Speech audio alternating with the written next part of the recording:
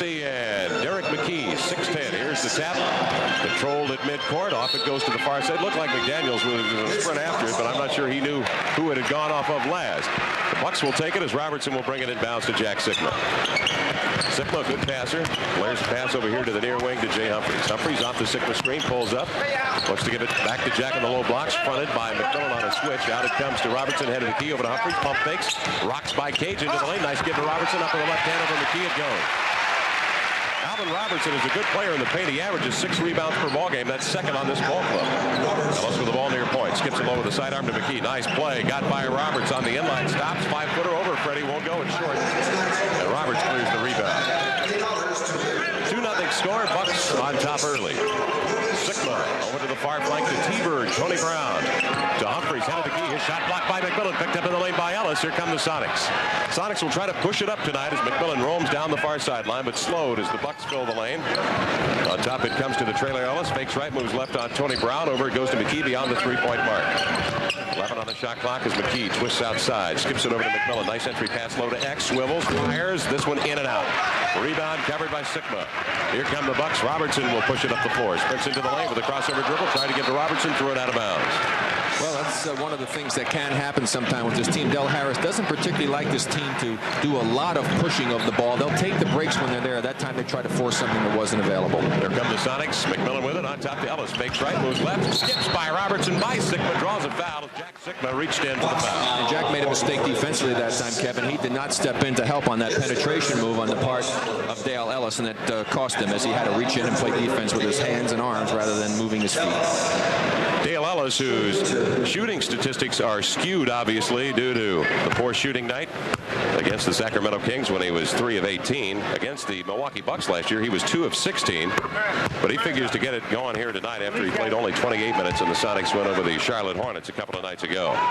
Even the great players are going to have 8 to 10 games where the offense just doesn't work for them. And that's the nights that you have to go out there and try to do something else to help the ball club. In the past, the matchups between Ellis and Robertson, an all-defensive first-teamer, have been quite good. But Ellis averaged 27 a game against San Antonio last year. Tony Brown with a long jumper out of the corner, missed it. Rebound covered by Ellis, who just hit the 2 free throws. We're tied at 2-all. McMillan pushes it low to McKee. Spins on the inline up over Robertson, goes short. Robertson clears his second rebound. Here comes Alvin. Alvin pulls up out here to the near side to Sikma. Diagonal pass deep to the corner to Brown. Sets up in the same place he missed last time down the floor. He missed this shot. Robertson had the rebound. It was tapped away on the inline by Michael Cage. Out of bounds off Michael's hands. It'll be Milwaukee basketball. But Alvin Robertson did another great job of keeping that ball alive for the Milwaukee Bucks. He snuck inside, and he has to be screened off. An excellent rebounding guard. 2-2 the score. 2 minutes gone. First quarter play from the Bradley Center in Milwaukee. Robertson has it outside. He'll set the offense, giving to Sikma out wide. Covered by Cage. Try to pass inside. Stolen by McMillan. Breaks away with X-Man on his right flank. Skips to X. Glides to the glass. Stripped out of his hands by Robertson. Ball loose on the floor beneath the hoop. X jumps on Robertson. Sikma falls in line. And we've got a jump ball. Well, that's a tough break for the Sonics that time because that was great defense by McMillan to come up with the steal. He made a super pass to get the ball to the X-Man, but then Robertson with those quick hands of his. Remember, this is a guy that was Defensive Player of the Year a few years ago in the NBA, and he showed you why on that one. Xavier McDaniel will head to the jump circle opposite 7 feet. Jack Sikma. X trying to get the early jump, but Sikma beats him there to the apex and flaps it over there to Roberts. Here come the Bucks. Still a little life left in those legs of Sikma. 2-2 the score. 9:45 to go first quarter. Jay Humphries with the ball outside. Over it goes to Sikma. Good passing center. Drops it low to Tony Brown. Clears out. Hands to Robertson. Long jumper. 15-footer skips off. Cage has Roberts all over him. Just clinging to his right arm as he has the controlled tap, and the foul is called on the Milwaukee Bucks. Now, hopefully, the statisticians here will give that rebound to Michael Cage because he had possession of it. The foul was called. A lot of times they can give that as a team rebound, but Michael deserved that rebound. Jay Humphries given the foul. That's his first. 2-2 the score. Second team foul on the Bucks. 9.5 minutes to go in the first quarter. McMillan brings the ball to the near side. Skips it low to McKee. Immediately turns, swivels, 0 for 3. Missed the shot. Comes off to the weak side. Ellis with a rebound. Puts it out on top to McDaniel. He works into the key. Jump pass to McMillan near side. Pumps a pass on the inline to X. Broken up. Out of bounds. Good play by Sikma to anticipate. Sonic basketball off Sikma's hands. 2-2 the score. McMillan will get it inbounds to McKee. Back to Nate. Runs to the glass. Rolls it up. No foul as he collided with Sikma inside. Missed the shot. McDaniel the rebound. He'll challenge Sikma. Goes up. Misses the shot. Cage has the rebound. Stripped out of his hands and controlled by Robertson. Here comes Alvin across midcourt. Well, the Sonics had 3 offensive opportunities there and just could not cash in. Sigma with it. Down low to Roberts. Spins on McKee. Stripped out of his hands. Good play by Derek. The officials allowing a lot of reaching in and a lot of banging and without the whistle blowing. And that does not bode well if you don't establish a defensive concept early in the ball game. You can get a little bit too aggressive. Roberts gets it inbounds to Sigma, and the ball is slapped out of his hands as he tries to go airborne, and they're going to call a foul on Michael Cage. That will be the first on Cage. It'll be a shooting foul. And here comes Jack Sigma, who is an excellent free throw shooter. He led the NBA 2 years ago.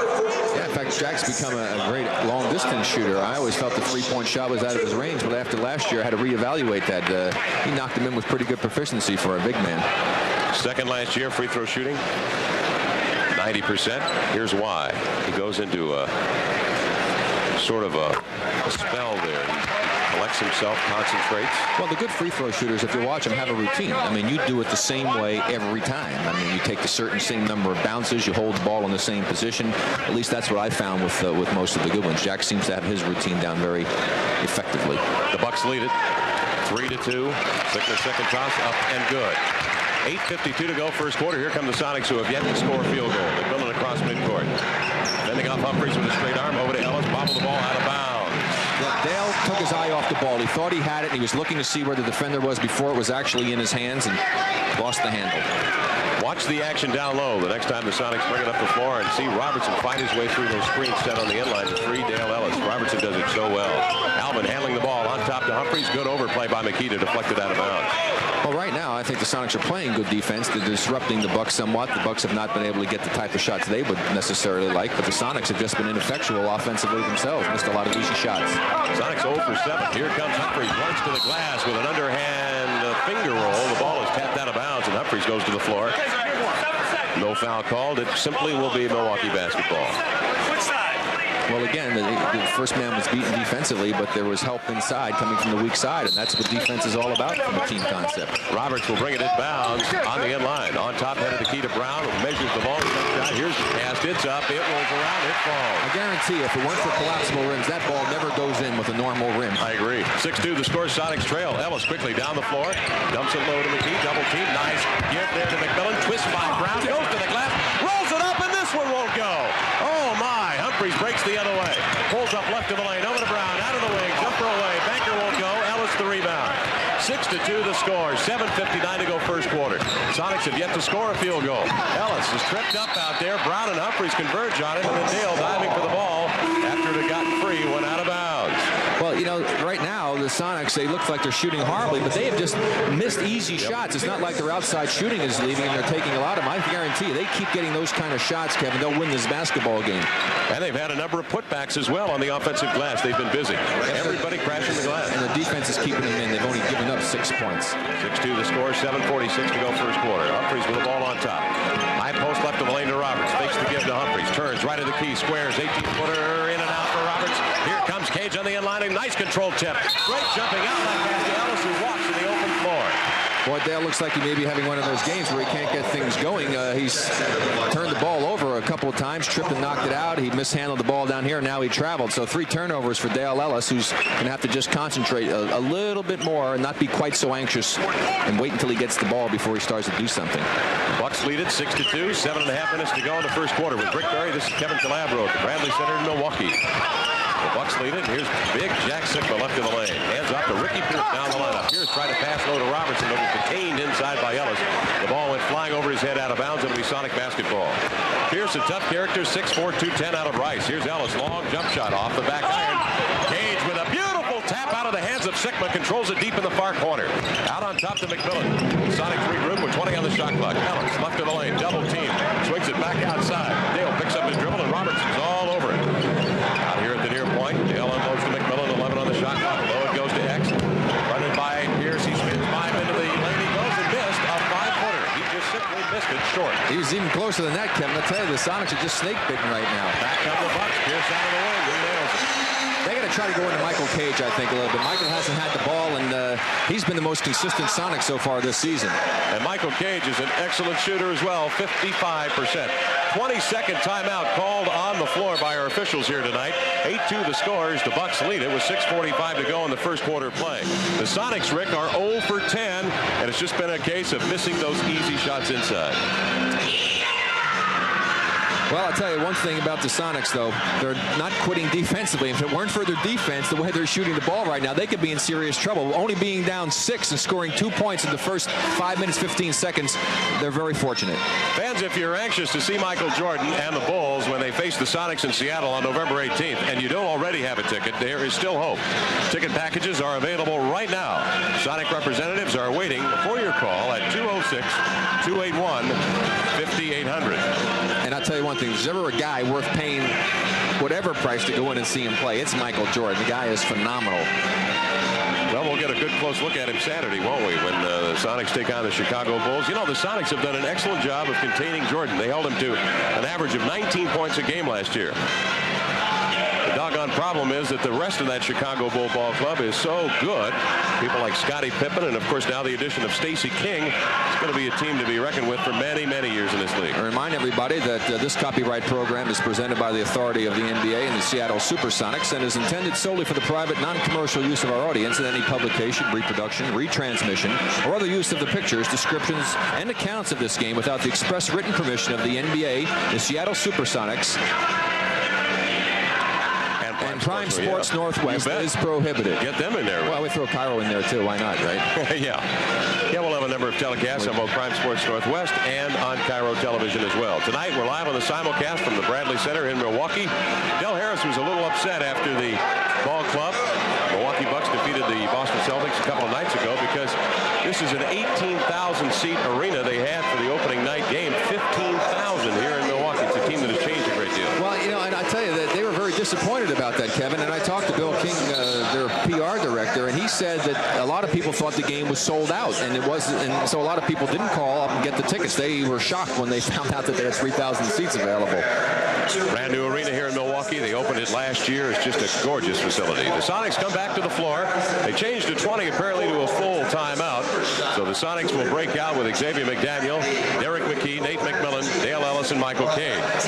Cage has only attempted one shot. McDaniel's 0 for 3. McKee is 0 for 3. And Ellis 0 for 1. And that was a three-point shot. Sonics bring it inbounds. Ricky Pierce in the lineup along with Humphreys, Roberts, and now Randy Brewer, the big kid out of Minnesota who's played so well here in the early going. McMillan with the ball at the far side. Spins down low to X. Quick pivot. Heads into the lane. Rolls one up on a reverse and is fouled. And Xavier McDaniel heads to the line. Again, to take a positive out of what has been negative with the shooting of the Sonics, they're still getting those type of shots. They're getting into the basket, Kevin, and if you get those type of shots, eventually the percentage is going to go up, and you're going to win a lot of basketball games. It's when you're shooting those type of percentages 0 for 10 and you're shooting 18-footers all night long that you really have a problem. 8-4 the score. The Bucks lead the Sonics. McDaniel to the line. Got it. X now 6 of 8 for the year from the free throw line. Remember, he shot better than 80% of the preseason, which was a big improvement for him over a year ago. 8-5 the score. 6:24 to go first quarter. Sonics in the Bucks. Humphreys on top. Over to Robertson, far side. Down low to Roberts. Open for the baseline shot over Cage. Missed it. Nice rebound inside. McKee had rebound on the taller Brewer. Back come the Sonics. McMillan ahead to X in the open floor. Jab step. Robertson holds his ground. Down low to Cage. Swings up the left-hand fading hook of 10. Missed it. Brewer the rebound. Crowd says Brew. 7-3, 258. Humphreys angles down the near side. And reaching in is McMillan, and Humphreys responds in kind with a hand check, and they call an offensive foul on Jay. Well, they were saying that the check by McMillan was not anything impeding his progress, it was just a touch, and that Humphreys overreacted to it. That is the second foul on Jay Humphreys. McMillan angles over to the far side. On top to Ellis. Back to McMillan, far flank. 15 on the shot clock. 8-5 to score. In the early going, the Bucks lead it. McMillan skips it low to McDaniel. Bobbled it, picks it up. Now he's triple team. Dribbles out of pressure. 7 on the shot clock. X standing beyond the three-point mark in a holding pattern. Now backs down. Trips. Ball lost. On the floor. McDaniel tied up by Pierce. Ricky did him a favor. He sure did, because that would have been the Bucks' ball, because you heard that horn in the background was the 24-second clock going off, and had he not tied him up, it would have expired. So now we get a chance, and the X-Men should be able to control the tip. Whether the Sonics get it or not remains to be seen. Here's 6'4", X 6'6" and a half. Pierce leading this ball scoring with 28 points per ball game. Here's the toss, and Pierce for some reason didn't go up. X with the control tap to McMillan, over to Ellis. He nailed the long jumper out of the far wing. Dale now with 4 points, 1 of 2 from the field. Now the Sonics are going a bit. 8-7 to score, 5:20 to go first quarter. The Bucks lead it. And Gerald Henderson, the ex-Sonic, getting set to come in. Roberts is down low to Roberts, rolls to the glass, lays it up and in. Roberts with his first couple. Back come the Sonics. McMillan quickly head to X. Bucks fill the lane. McDaniel steps by Pierce, delivers the skip pass to McKee, turns on a baseline jumper and nails it. Again, they're getting shots close to the basket, Kevin, and eventually they're going to start dropping, which they obviously have. The last three of the last 4 have gone in. Bucks lead at 10-9. Ball on top, left-hand side of the key is Humphries. Moves diagonally, works off the Brewer screen. McMillan wiped out on a switch. Cage now covering Humphries. They give it to Pierce, down low to Brewer, who uses 6'5" McMillan in the lane. His hook is off the mark, but McMillan fouled him sufficiently enough that Brewer will have to earn him from the line now. Well, that time they had a little switching going on there with their defense, which the Sonics would do a great deal of, and wisely the Bucks took advantage of the mismatch and threw the pass into Brewer. However, I would have liked to have seen, if I were Del Harris, a much higher pass to the tall Brewer, because Nate almost got his hand on that ball before Brewer received it. That's a good point. McMillan checks out. 3 will come in. Nate checks out with the 1 foul. Brewer misses the free throw.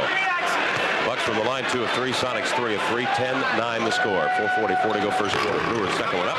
And this one rolls up and in. Sonics will bring it the other way. Gerald Henderson now in the lineup, guarding Sedale 3. Reed across midcourt. Reed looking for Ellis, coming off the X-Man screen, covered by Pierce, not open. Reed on top, over to McKee, far flank, covered by Roberts. Skips a low to Cage. Cage turns on Brewer. Cage definitely the quicker of the 2.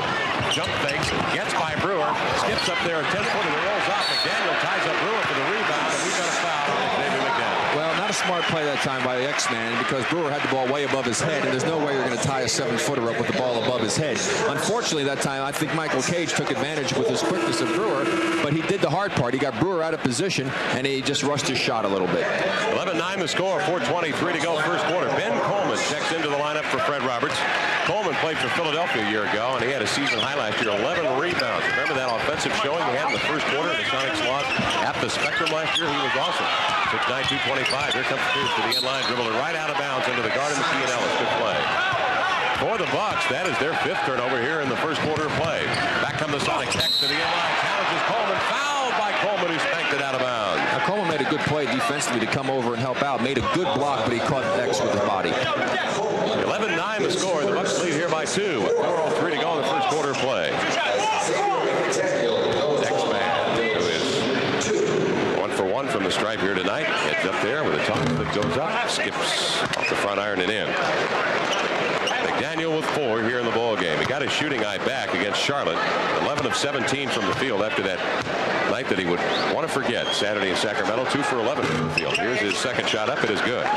McDaniel with 5 in the ball game, and we're tied at 11 all now. After the Sonics got off to that over 9 start. 3:58 to go first quarter. Henderson across midcourt is pushed by Threet sufficiently enough that he did change his direction. And Threet with a foul. That is his first. That was an 0 for 10 start. Yeah, and quickly it's changing, and it has to. They were just getting too good of shots for it to stay that horrendous. Brad Sellers checks into the lineup as X picks up a foul. Threet just picking up the foul, giving it to the Bucks coming in. Here's Brewer with a nice sweeping left-hand hook on the end line. Brewer with 3. Back comes 3, pushing it up the floor. Pulls up from 16. Missed the shot. Rebound Alvin Robertson. Robertson out ahead to the breaking Henderson off the far wing, but slowed and turned by 3. Brad Sellers in the lineup for Xavier McDaniel now. Trailing Pierce as Pierce gets the ball out high, head of the key. Pierce off the Brewer screen. Oh, he's wide open. There was no switch. Pierce pulls up and nails the 17-footer. Cage simply did not get there in time. This Cage is way back in the middle. You got to be up on the man setting the screen, especially when they're going against Ricky Pierce. 15-11 to score. McKee barges his way left of the lane, and Coleman reaches in and fouls him. Second foul, quick foul on Ben Coleman. Second personal over the limit. Sonics now in the penalty. The Bucks are over the limit. The Sonics now in the penalty with 3:16 to go in the first quarter. Sonics are at the limit. The Bucks lead it 15-11, and Derek McKee to the stripe. And it goes. One thing Derek's doing, noticing his shot, even on his free throw, that first attempt, Derek has got to get a little more arc on the ball. He shoots the ball a little bit flat, and that's going to cause you to be a bit consistent with your shooting because you basically take away the first third of the basket on the flat shot. The ball has no chance to go in that first third. So he just needs to get his arm going up towards the basket a little bit more. He shoots too much at the hoop instead of up to it. Jeff Grayer, the former Olympian out of Iowa State, now in his second year in the lineup as Alvin Robertson goes to Del Harris's bench. Sonics pressure full court. We saw them do this against Charlotte the other night and in limited times in the second half against Sacramento. The comeback. 15-13 the score. The Bucks lead it. 3:01 to go first quarter. Grayer handling the ball out high. Grayer comes over to Pierce. They open up the floor for him. He swings off a Brewer screen on a switch. McKee on Pierce. Slides left of the lane. Tried to give off. His pass broken up by McKee. The ball went out of bounds, but the clock had expired, and the Sonics take it on yet another Bucks turnover. They've got a half dozen in the first quarter. And that should have Bernie Bickerstaff's staff smiling, Kevin, because that was outstanding defense for a full 24 seconds. Very quickly, Kevin, let's remind the Sonic fans out there this year they can win a brand new Jeep Eagle by entering the halftime hoop shoot contest at your Puget Sound Jeep Eagle dealers. Win a new Jeep Eagle. Someone will win it. Nice vehicle. Shooting percentages, Sonics 3 of 16, 18%. Milwaukee 6 of 13, 46%. The Sonics are 7 of 7 at the line. The Bucks are 3 for 4. 15-13 the score. The Bucks lead with 2:41 to go in the first quarter, and here come the Sonics. 3 over to Sellers, back to Sedale. Over to Ellis, coming off the screen, set by Cage. Long jump shot. Missed it. Dale 1 of 3. Could have dropped that one off to Michael Cage. He had 2 men coming at him. Michael would have had it done. Back comes Gerald Henderson. Skipping over to the near flank. Covered by 3. On top it comes to Jeff Grayer. Grayer looking low for Pierce, but fronted by Sellers. Not open. Grayer slides diagonally off to the far side. Works off a Brewer high post screen. Gives to Brewer on the pick and roll, but he blew a 12-footer left of the lane. Now he scrambles for the rebound. And Brewer goes to the floor for some floor burners. It is tied up by McKee for the jump ball. Well, both teams a bit ragged as far as the ball handling concerned. The Milwaukee Bucks are not a good rebounding team this year. Remember last year they had, when getting 45 or more rebounds per game, they were 22-2. Brewer's their leading rebounder. And on this jump ball, he's out jumped. Here come the Sonics. 3 to the breaking Ellis. Jumps and steps by Gerald Henderson. Draws a foul, but the lay-in will not go. Foul called on Henderson, and Ellis will head to the line. Well, again, the Sonics are really getting the up-tempo type of play that Murray would like to create early offensive opportunities, and that time it paid off with Dale getting a chance to knock in a couple of free throws. Dale Ellis to the stripe, 2 for 2. 0 for making 1 of 3 from the field. This shot is up, and he missed it. So the Sonics run of 7 straight free throws broken there on the Ellis miss. 7 of 8 are the Sonics. Free throws keeping him in here early. Free throws and defense at the 2:05 mark of the first quarter. And the reason they're getting to the line is they're getting to the basket. When you get to the basket, you get to the line more often. Dale hits the free throw, and here come the Milwaukee Bucks under full court pressure, 5 by 3. Back there to Shadow Henderson. Slow him down. Work the clock. 17 on the shot clock as Henderson just now gets in a position to set his offense. On top it comes to Coleman with 11 on the shot clock. Down low to Brewer. On a backdoor lob, trying to swing it inside to Coleman. Broken up, I believe, by Cage and controlled by Brad Sellers. 15-14, Sonics with a chance to take the lead. Here's a lob pass. Cage wide open on the baseline. 12-footer, rolls short. Follow, left-handed tap by McKee is off the mark. They call a foul. As Brewer apparently cleared him out to foul him, and McKee will go to the line for 2. And as he does, let's take 10 seconds for a timeout for Station ID on our radio network on the Seattle Supersonic Broadcasting Network. Derek McKee now heading to the stripe, 86% on the year for the Seattle Supersonics. He's the leading percentage man from the line for Seattle. Derek McKee's first toss is up, and it is off the mark. Sonics now from the line are 8 of 10. And an excellent game against the Charlotte Hornets. 21 points, 8 rebounds a couple of nights ago. Sonics will send Cage over to the bench. In will come Olden Polonese. 15-14. Sonics trail with 1:37 to go in the first quarter. McKee's shot is up. It is good. Again, no, it's really flat. That's something he just needs to work on. It's not a big change. He can do that very easily. He is 1 of 4 from the field, and he is 3 of 4 from the line. Here comes Henderson taking it right up into the lane. But again, a good defensive play by McKee, who just reached in and just poked the ball enough that it went off his hand and out of bounds. It'll be Milwaukee basketball. McKee, a very deceptive defensive player. His movement is so quick. Coleman gets the ball and bounce to Grayer. On top to Pierce. He'll fire a long 3. He nails it. They're going to give him 2? Yep, 2 points. He was standing on the line. Pierce now with 6 points on 3 of 3 shooting. He's their leading scorer, as we mentioned, 28 points per game. Street to the ball, dumps it over deep to the far corner. McKee with it. Stutter steps, works on Coleman, backs it out on top, giving to Sellers, head of the key. Sellers over to 3 near side. 3 looking low for X, fronted by Grayer, not open. On top it comes to McKee with 4 on the shot clock. Long jump shot, skips off. Long rebound taken by Henderson. Out ahead to Jeff Grayer, runs the wing, pulls up. Sellers, long jump shot, not there. Rebound, Xavier McDaniel. Green shirts field the lane. 17-15, Sonics with a chance to tie it here. 47 seconds remaining, first quarter play. Sellers looking low for McKee, gives it to Derrick. Pivots, works on Coleman to the end line. Did he step on the line? He did, Bernie Fryer said. And right now the Sonics not executing very well offensively. A bit tentative with the ball. Guys are open. They're not making the pass when the guys are open. And they've got to do a better job of if they expect to win this game. 38 seconds remaining in the first quarter. 17-15 to score. Bucks lead. Bucks leather. Grayer with it. Heading off to Gerald Henderson with 12 on the shot clock. 27 seconds on the game clock. Henderson with a nice reverse pivot. Gets by a feet. Into the lane he comes. But laid the finger roll up short. Polonese clears the rebound. Out to 3. Long lead pass to McDaniel. Breaks in on a 2-on-2. Backs down on Grayer. Baseline fader. Good. Xavier McDaniel. X-Man now with 7. And he's got it going. He's hit his last 2 after an 0-for-3 start. Henderson in backcourt. Hassled by Freak, but manages to sprint by him now into forecourt left. Works off the Brewer screen. Pumps it over to Grayer. Open out of the wing. Won't take the shot. The foul off the ball. It's down low. It's on a Sonic, and it will be on Brad Sellers.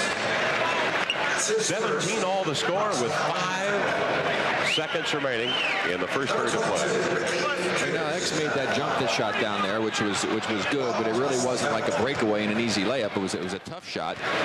With the shot clock and the game clock the way it was, the Sonics could have played for the last shot, not giving Milwaukee an opportunity to get the ball back in the hands. As it turned out, at least they'll get 5 seconds, 5.2 seconds with that new rule on the 10th second showing to perhaps score again. But sometimes it's much better to go ahead and just play for the last shot. Don't give the opponents a chance to get the ball back. Dana Barros now in the lineup for the Sonics. 3 goes to the bench. Pierce hit his first free throw. Second one up. It is good. Ricky Pierce with 8 points leading the Bucks in scoring. Sonics bring it up. Here comes Barros. Good 3-point shooter. Lightning quick. 3 seconds left in the first quarter. Jump shot away. He missed it short. That was the shot the Sonics wanted to get. And that ends a first quarter play that saw the Sonics get off to an 0-for-10 start from the field. Back in Milwaukee with Rick Barry, this is Kevin Calabro. 19-17 our score. And fan, keep in mind that the only way to see Michael Jordan and the Bulls on November 18th in Seattle is by purchasing a Sonic ticket package right now. Sonic representatives are waiting for your call at 206-281-5800. 206-281-5800. Back to action. McMillan skipping a low for X, fronted by Sigma on the end line, and the Bucks bring the ball the other way. 6 turnover by the Sonics. The Bucks are up to 7 here in the game. 19-17 the score. Sigma wiped out down low off the ball. But I think they're going to call a shooting foul. I think it's going to be an X-Man. No, Polonese.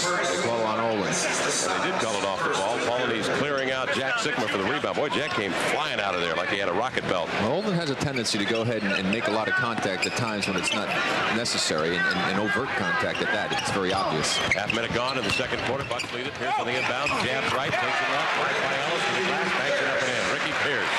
Up to 10 points in the game. Back come the Sonics. Long lead pass to X. Breaks down off the wing on Pierce. Lays it up. Missed it. But was fouled by Ricky Pierce. And X now will head to the stripe. Well, again, the Sonics able to get the ball up the court quickly, generating some early offensive opportunities, and that's been able to help keep them in the ball game. And when you shoot 19% and you're only trailing by 2 points at the end of the quarter, you got to feel real good. I mean, 4 for 21 is like a nightmare, but the Bucks were only 7 for 17. But they kept getting those good shots inside, even though they missed a lot. They did draw a lot of fouls, and when they were 9 or 11 from the free throw line, that helped keep them in the game. 71% for X, but that is a bit deceiving. Only 7 attempts coming into tonight's game. He had 5 of those. This free throw is up, and he missed it. Sonic free throw shooting, as well as defense, I felt in the first quarter, kept them in the game. Sonics were 9 of 11. The Bucks were 5 of 6. Keep in mind, the Bucks turned the ball over 7 times. Second free throw by X. He missed that one.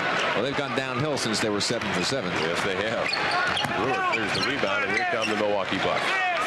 11-14 to go, second quarter, 21-17, the Bucks leading. On top, into the key, Jay Humphrey. Looks right, takes it left. Covered by McMillan. Humphrey backs up now. Starts up. McMillan turns it. Humphrey slides across court. Sigma will fire a 3. This one hangs off. Rebound tracked to the corner by McDaniel. Overhead pass to McMillan. Clears midcourt. Pumps it to Ellis. Open on the wing. Off the Polonese screen to the baseline. He'll pull up. The jump shot and rattles around and falls in. And again, Dale with 7. Get the ball up the floor quickly, get a good opportunity, and they're doing a good job of exploiting the Bucks. Dale's only attempted 2 shots. Here comes Ricky Pierce now, breaking by the Sonic defense, trying to reverse one left to right, but missed the shot. Rebound comes to Sellers, out to McMillan, over to McDaniel.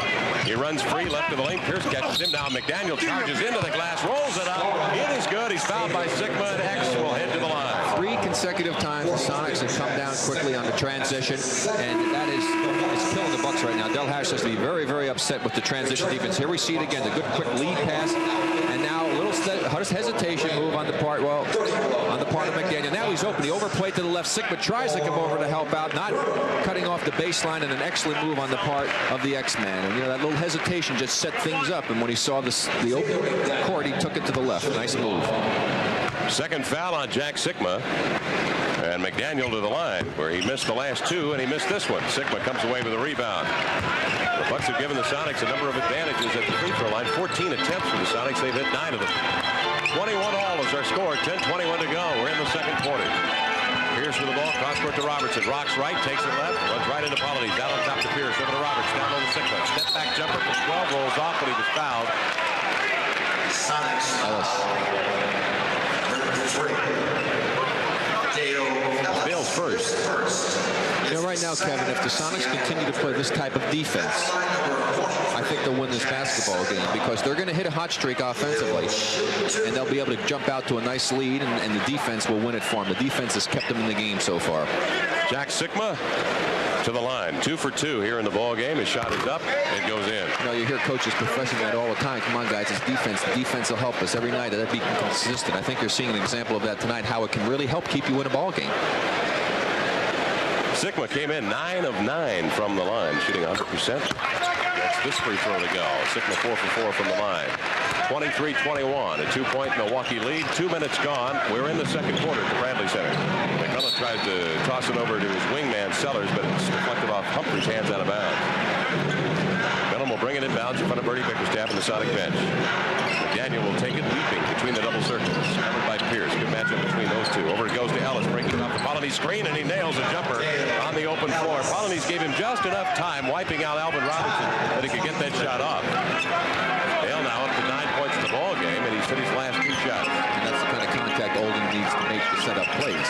23 all the score. Pierce breaks into the lane, double teamed out to Robertson, open on the wing for the pop. He nails it. Alvin now with 4.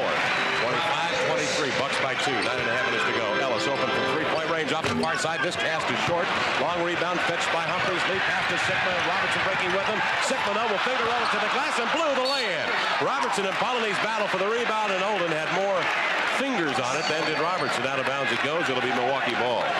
Olden, a bit upset, felt that Robertson was all over his back on that one and pleaded to the official for the call, and obviously it wasn't answered. 25-23. The Bucks lead it by 2. 9:24 to go. Roberts gets it inbounds to Alvin Robertson near side. Mismatch. Polonese on Robertson. Alvin immediately takes him to the inline, smelling blood, and draws a foul.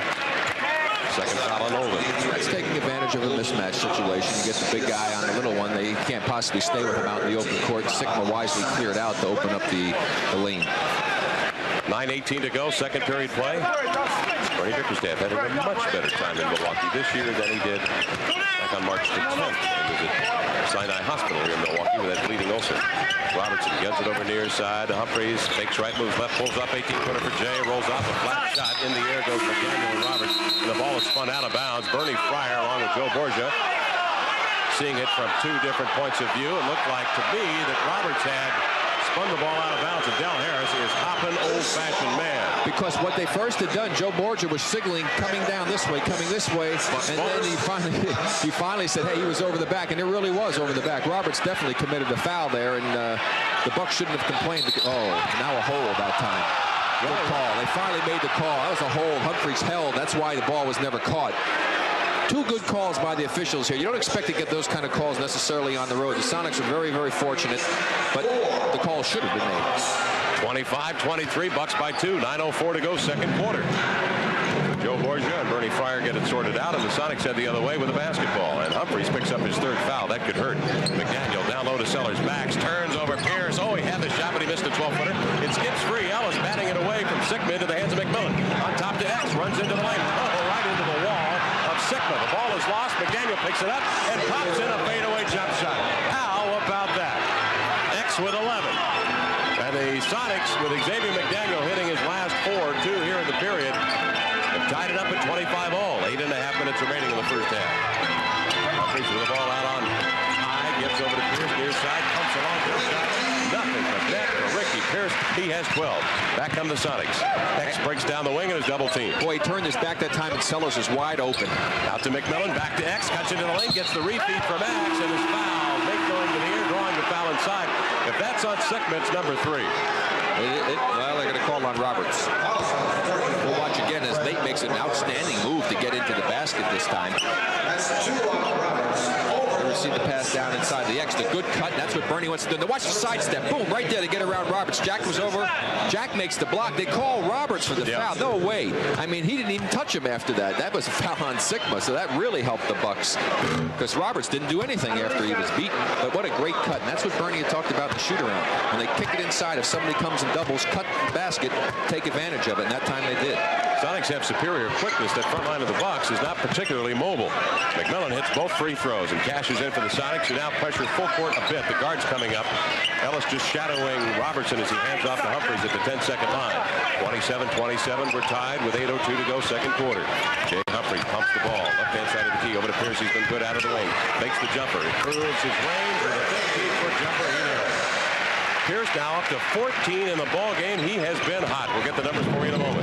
Ellis steers the ball over to the near side. Pierce now 6 of 7 from the field. Wow. McMillan over the cage. High post right of the lane. Down low. X beat his man. Backdoor. Pierce goes to the glass. Is fouled. And will head to the stripe for 2. The shot just would not nestle in there. Well, that's a good pass because the pass was thrown away from where the defender was, and X was able to make the spin move to the basket. Alvin Robertson picks up the foul. That is his second foul. And McDaniel, who has struggled a bit from the line here, missed his last 3 after hitting his first 3. 3 of 6. Another player for the Sonics, Brad Sellers, who had missed that one shot that he had taken. He also shot the ball flat. I think that just with a little bit of work and talking to it, you can get these guys shooting the ball much better. They have good mechanics, and all they have to do is just go up with their arm as they go for their shot, and their shooting would improve dramatically. You're talking about McKee 6 feet, Sellers at 7 feet. I would think it's tough for a guy that tall because obviously their arms are extended so high to shoot with a little arch on the ball. Well, it would make it even better. I mean, it'd be almost impossible to block.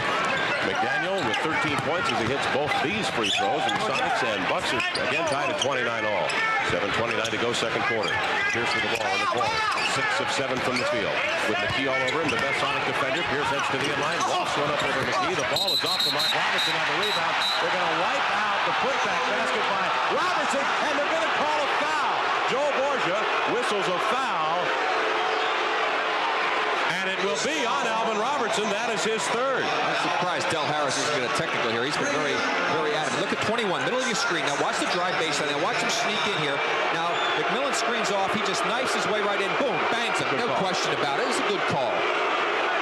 Sonics are again in the bonus, this time at the 7:18 minute of the mark of the second quarter of play. There you saw it again from the low angle, but also on that play, you saw the reason the shot was missed. Derek McKee was the man who was on Pierce, and with those long arms, he forced Pierce to shoot the ball even higher than he wanted to, and he wasn't able to drop it in.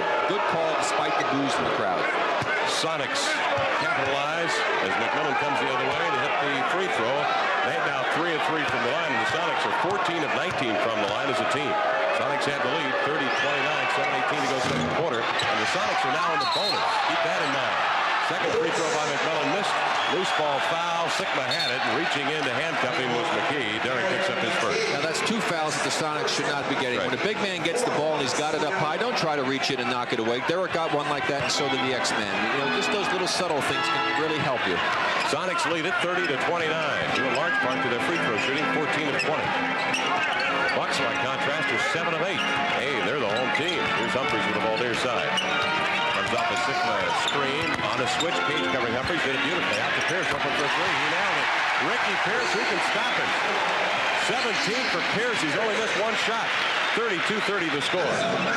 McMillan with the ball down low. Threads it through traffic to McKee. Covered by Roberts. Pirouettes. Heads to the inline. Gets by Roberts. Beats Sigma and rolls it in with a finger roll with the right hand. Lovely play by McKee. He's got 7.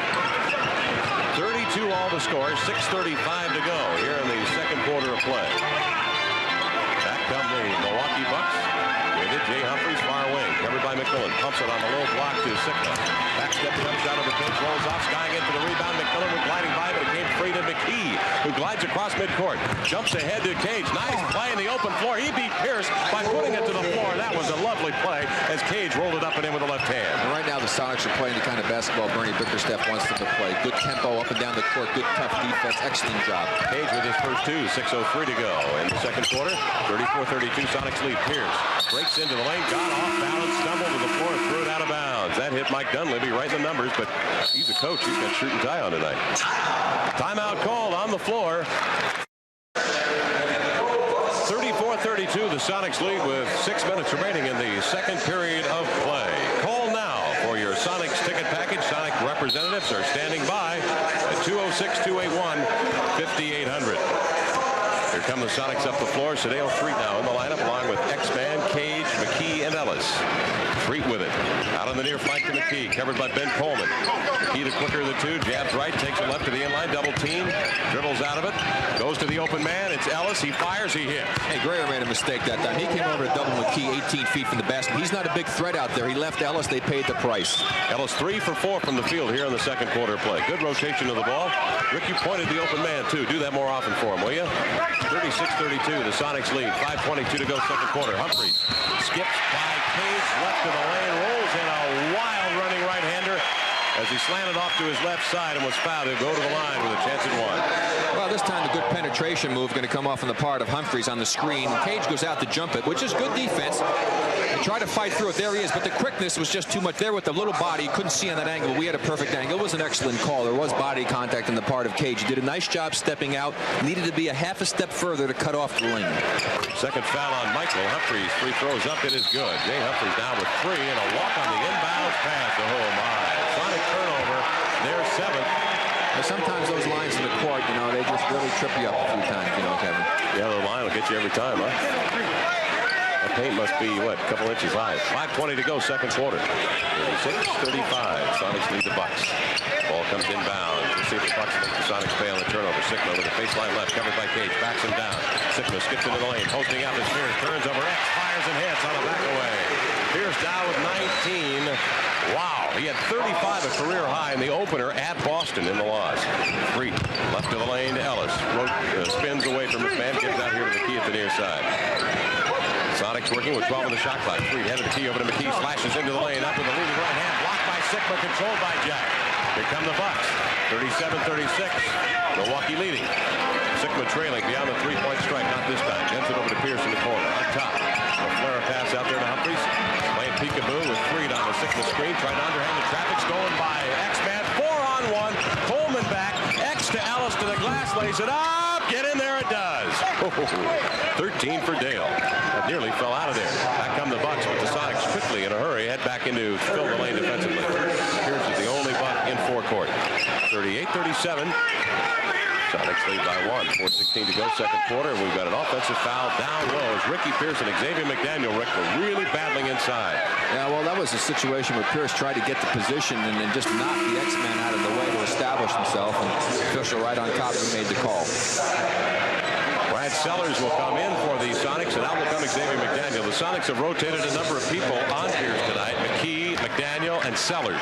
Big mismatch inside. Sellers should take him down, and they should notice that. Pierce can't guard him down low. 38-37. Here comes Street. Nice give and go action on the pick and roll. McKee with the left hand. It won't go, but Cage with a control tip. Takes it out to the far corner and looks for help. Dumps it out to Sellers on the wing. That's about 6 or 7 layups that the Sonics have missed already in this game. McKee with it, head of the key. Over to Sellers, open. 18-footer. Good. Brad Sellers buried that one. First 2 for Brad. 40-37. Sonics by 3. 3:44 to go. We're in the second quarter. Jay Humphries on the floor with 3 fouls. Right-hand side of the key to Jeff Grayer. It goes to Sigma. Turns, fires, hits. Jack Sigma just kind of steps back and lets her go. He's an excellent shooter. He's got a half dozen for the game. Sonics lead is 1. As Street angles over to the far side in front of his own bench. Dale is covered by Jay Humphries. Ellis breaks down on the inline. Picked up by Grayer on a switch. Street out on top. Covered by Coleman. It's a pick and roll on pass beauty. Inside to McKee to the baseline. He'll roll one up with the right hand and drew a foul inside as he was pinched in there by Sigma and Coleman. Foul will be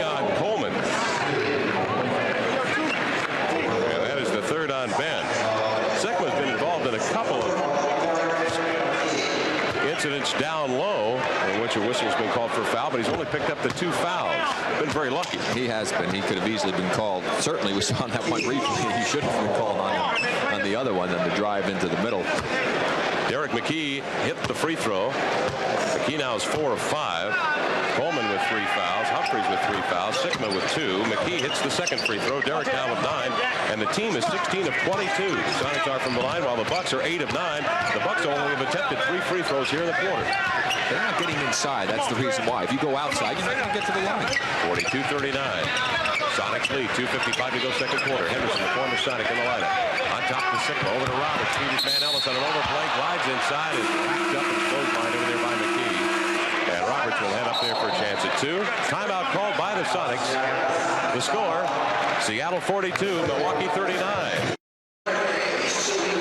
Sonics on top by 3, 42-39, with 2:49 to go here in the first half. Along with Rick Barry, this is Kevin Calabro tonight here on the simulcast. We'll be talking to you from Chicago on Saturday night when the Sonics take on the Chicago Bulls, who have to play on Friday night. They play the New Jersey Nets on the road. Fred Roberts now to the free throw line. Roberts shooting 54% from the field, 88% from the line. Came in as the leading scorer among the starting 5 for the Milwaukee Bucks with 20 a ball game. I'll tell you, Fred Roberts had such a terrific playoff series last year for the Bucks, and I think that just gave him so much more confidence in his offensive game, and it's carried over here to this season. Second shot by Roberts. He's up. It is good. Sonics have really shut down Roberts here tonight, who has 3 points. He's only attempted 3 shots from the field. They were all in the first quarter. 42-40 the score. The Sonics lead it here. Sedale 3 challenging Gerald Henderson off the near flank. Takes him to the inline, beats him, runs to the glass, and rolls it up and in. What a play by Sedale 3 out there, using the screen out of the wing. Wipe out Gerald Henderson. 44-40. Sonics with their largest lead of 4. 2:25 to go second quarter. Here's Henderson gliding over in front of Del Harris at the far sideline. Well, it goes to Pierce, who's been red hot. Pierce up to 19 in the game. Takes X to the inline, pulls up, fires a jump shot. It goes. Ricky Pierce. 21 first half points for Pierce.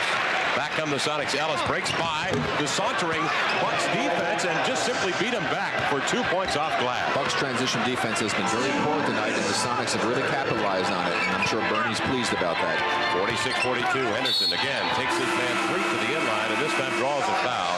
And the entire Sonic defense that time, other than the man on the ball, had no idea what was happening. They all were watching their man. They had lost sight of the ball because no one even made an attempt to go over to help on that penetration move. That was that's probably the worst breakdown defensively that they've had this evening. They've been doing an outstanding job so far. They want to have their back to the basketball, and that's what the coaches say during practice. Ball and man, ball and man. Try to keep an eye on both. Henderson hits the free throws. He rocks the first one in there. Well, that's true, Kevin. And if you're going to lose anything, lose sight of your man, maybe, because if you see the ball, you have a general idea where your man is, because probably the guy with the ball is going to be looking at your man. Henderson hits the second free throw, and there you see the difference. Maybe in the ball game, a 5-point spread for the Sonics at the line, who have had 22 attempts to the 13 of the Bucks. Nice play as McMillan raised up and gunned one on the inline for Ellis, who beat his man posting up down low. Dale up to 17 in the game, 12 here in the quarter for Dale. Dale has hit 6 of 7 from the field here in the quarter. The only miss was a 3-pointer. 48-44. Sonics lead by 4 minutes 23 to go in the half. Pierce trying to break home with the next. Fronts it. Coleman with the ball on top. Sigma runs to the end line, and on a switch, he beats the Sonics, laying it up and in. Sigma with 8. Again, miscommunication defensively there. Back come the Sonics in a hurry. Ellis sidesteps right, takes a left into the lane, trying to reverse, went to his backside, knocked to the floor, no foul. Ball comes free. Cage with a rebound. Out to X, left of the lane. 13 on the shot clock. A minute 1 to go in the first half. X, a jumper over Sigma. Good. Xavier McDaniel with 15 points, 8 in the quarter. He and Ellis have really gone to work here in this second quarter. Ellis with 12 of his 17, and X now with 8 of his 15 in the period. 50-46. Sonics lead it. Sigma a 3. It's a flat shot that rolls off. The ball is deflected away and into the hands of McDaniel. X runs down the far sideline. Picks up his dribble. Double teamed out on the wing. Gives to Sellers. Brad will launch it over here. Cross court to McMillan at the near flank on the point. He delivers it low to Ellis. Sets his feet. Got up in the air and was hammered by Ricky Pierce. It's 3 on Pierce now, I believe, isn't it? We can afford to get a few more on him. Get him out of that game. That is his third. And again, it's wise to take advantage of him. There's a big advantage to go ahead and post up a guy like Pierce, who's not the greatest defender in the world. And when you have some size on him, might as well make him have to work hard on the defensive end. It might take just a little out of his offense. And he's going to be out of there real quick as Grayer's getting ready to come in. Of course, here with only 29 seconds. It's silly for Del Harris to leave him in. Dale Ellis hits the free throw. 18 now for Dale here in the ball game. Dale is 4 of 5 from the free throw line. As you see Ricky Pierce getting a breather as he goes to the bench. And Randy Brewer now will check in. Coleman going over to the bench. So the Bucks have Henderson, Grayer at the guards, Sigma, Brewer, and Roberts across the front line. Not a very quick line at all. Sonics have brought Threet over to the bench and have inserted Dana Barros, three-pointer extraordinaire. Ellis shot is up. It is good. Dale up to 19. Sonics will pressure the inbounds pass. Polly's down there on Sigma. Sonics have their largest lead of 6, 52 to 46. Foul on the inbounds. Roberts was pinned over at the far corner. Looked like they might have been able to trigger a turnover, but a whistle on the foul on X is second. And again, reaching in, Kevin. I mean, they had done such a good job of trapping dead in the corner. I mean, Fred had no angles. He was in big trouble. And then you try to reach in and do a silly little thing like making a steal. Those are the little things that X is going to learn, and it's just going to make him that much better basketball player. Xavier McDaniel now in his 5th year. Well, you have to. You have to continually learn and try to improve. The moment that you get to the point where you're happy with what you're doing and you let complacency set in, you're in big trouble in this league. In fact, Michael Cage had some interesting things to say to me. In fact, hopefully we'll have a chance for you to hear some of the things we'll interview at halftime. But he also said to me off the air that he also learned that you can't really just be happy with what it is that you're doing. You got to constantly look to improve. And Cage certainly has done that this year. Shooting is vastly improved. Roberts hits the free throw. 5 now for Fred. 48. Bucks 52 Sonics. 23 seconds remaining. Barrows pushes it up the floor. Hands off to Sellers. He was tied up in midair by Randy Brewer. And that was a bit of a late whistle. I thought they might have called a walk on Sellers, but luckily the Sonics just get a jump ball here between Brewer at 7'3" or so and Sellers at 7 feet. Sellers goes up. Look at it. He nearly jumped out of the gym, and Joe Borgia says, didn't throw the ball up. So Joe gets in between him now. Here we go. The two tall gentlemen. Ball is tapped in backcourt, picked up by Barros. Sonics lead it 52 to 48. 15 seconds remaining in the first half. Dana Barros out high. A danger. Skips between the defense, heads to the glass, rolls one up, couldn't finish it. Rebound X. Pump fakes, reverses, off glass. It will drop short, but he is fouled and will head to the line. Now, normally they would say, hey, play for the last shot. But if you can get that kind of a penetration, get all the way to the basket, which Dana was able to do, I mean, that shot you have to go ahead and take. Unfortunately, he missed that layup. X, wasn't able to get that one to drop, so we could add 2 more on the list of shots within 3 feet of the basket the Sonics did not hit. Had they made any kind of a percentage on those attempts alone, they would be looking at a substantial lead here going into the half. McDaniel now 6 of 9 from the line as he hit the first free throw. 16 for Xavier McDaniel. McDaniel's picked up 9 of his 16 here in the quarter. Ellis now will go to the bench as Threet comes in. 6 seconds remaining in the first half. Sonics lead at 53 to 48. They can get their lead back here, but don't. As the free throw misses, Brewer grabs the rebound, and we've got a timeout call by the Milwaukee Bucks. Bucks will have to bring it the length of the floor with 5.4 seconds left here in the first half. The Sonics leading at 53 to 48. Their largest lead has been 6. Threet, McMillan, Barros, along with Polynice and Sellers on the floor. Now Bernie Bickerstaff, along with official Bernie Fryer, the lead official here tonight, go to the scorer's table. There's some question, I believe, about where the ball should be brought inbounds. Ladies and gentlemen, there is some question as to the legality of the substitution by Seattle. Well, there you have the explanation by the PA announcer. They're talking about the legality of the substitution by Seattle. We'll see if Bernie snuck one by Bernie Fryer, or if there even was an infraction. Make X-Man get back in the ball game. I see Bernie was trying to do it, and I'm sure he'd tell him, don't foul anybody now, X, when you go in there. On the 22nd timeout, you're not allowed to make the substitution. So Fred Roberts will bring it in bounds, and Henderson breaks open. No, that's not what they wanted to see. Breaks to the inline, fires one off, missed it, an air ball, deflected out of bounds by Dana Barros with 1 second remaining in the half. 53 to 48.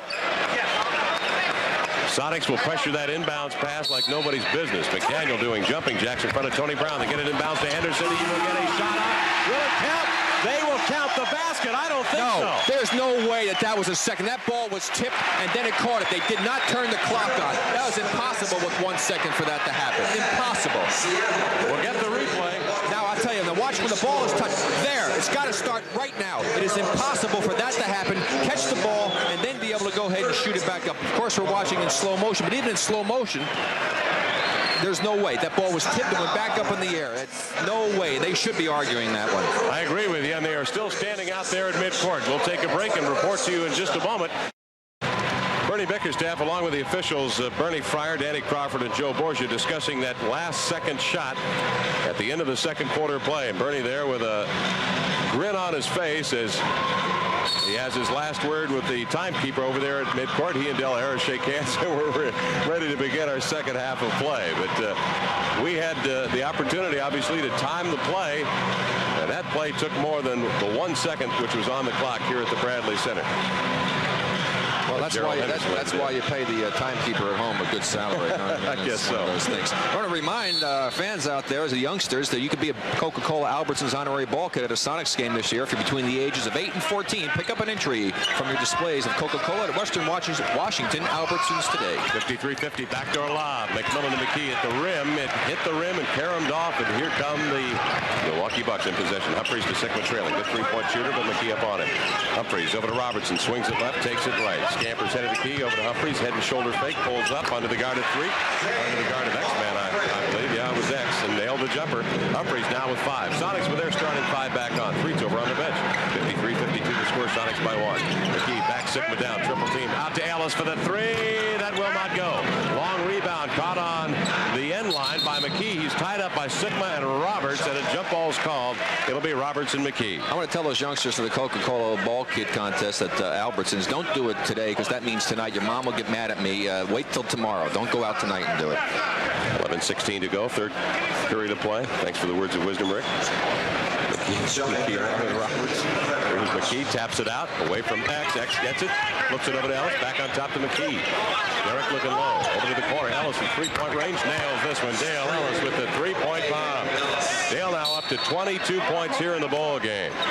Now Del Harris upset with his team because they did not do a very good job of rotating their defense. I mean, a lot of the teams, or actually most every team in the league, does that at one time or another, and if you don't rotate properly, you got a big problem. Dale Ellis 1 for 4 from three-point range. Robertson draws to the defense, skips a pass out on the wing to Humphries, missed a shot. Brewer the rebound, slides one in with a sidearm hook. Randy Brewer with 5. McDaniel beats the defense back and slams it in the face of Randy Brewer. Del Harris wants a timeout. He is really hot about his defense that just simply did not get back in time. With 10:41 remaining in the third quarter, the Sonics lead the Milwaukee Bucks 58-54. Full court pressure applied by the Sonics in the first pass inbound. X and McMillan hassle Humphries gets to Roberts, runs right up the middle and missed the slam dunk. Here come the Sonics on the rebound. X off to the far flank, leaves it for McMillan. McMillan back to X, jabs left, takes it right, slashes into the lane, gives off to McKee, up to the glass, he'll roll one, missed it. Rebound, fought for inside, McKee keeps it alive, but Brewer picks it up off the floor. Advances it to Robertson, sprints left to the lane, pulls up, hits the trailer. Brewer poked out of his hands by McMillan. Foul called on Nate McMillan, his third. I'm going to guarantee you, from the angle we had here, I saw that angle perfectly. There is no way that Bernie Fryer could have seen that play. I agree. He was totally screened out of the play. Well, watch the end of the play coming up here. Now watch this, Bernie Fryer, left of your screen. Now watch as Nate's going to go ahead. Brewer's going to come into the picture now, trailing. Now here he is. And McMillan reaches right there as he reached in his body. That was, I'm talking about the body of McMillan, had Bernie totally screened off. And all he could see was him reaching in and the ball coming loose. And it was an assumption on his part that there was a foul. The body was not on Brewer. The hand was on nothing but leather. Nevertheless, a foul, and Brewer hits both free throws. Brewer now with 7 in the ball game. 58-56. 10:08 remaining. Third quarter play. Down low. Robertson and Ellis watch it. Really battle on the blocks. McKee out on top to McMillan. Covered by Humphries to Ellis. He'll fire a 3. That Sigma got a piece of it. Falls short. Roberts saves it inbounds. Here it comes. Alvin Robertson across midcourt with McKee on it. Poked away by McKee. Picked up by Robertson. Full stride. Stops. Skips it back outside out to Roberts now. Fred Roberts will set the floor. To Humphries. Back to Roberts. Inside. Give and go action. Shot blocked beautifully by Ellis. And here come the Sonics with the possession. McMillan ahead to McKee. Off the cage screen. Runs inside. Big collision. And a walk. As McKee ran into Sigma, they call a walk.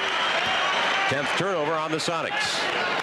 Well, that's a break for the Sonics that the walk was called and not a charge, but of course it could have also easily have been a block on Jack Sigma. And have to be happy that McKee didn't get the extra foul. The Bucks will bring it up, trailing by 2. 9.5 minutes to go, third quarter. Humphries. Oh, he didn't want to pass that. It got out of his hands, though. Robertson's there to cover it. Back to Humphries. On it comes near wing to Robertson. Slashes into the lane. Double team back to Sigma. Pump fakes. Backs in on McKee. Steps by him. Rolls one up. Off the glass. Won't go. Sigma the rebound. Tapped out of his hands. Off the hands of McDaniel and out of bounds. They will give it to the Sonics. It will be Sonics ball. I think the Sonics drew a break there. It's a 2-point lead for Seattle with 9:15 to go in the third period.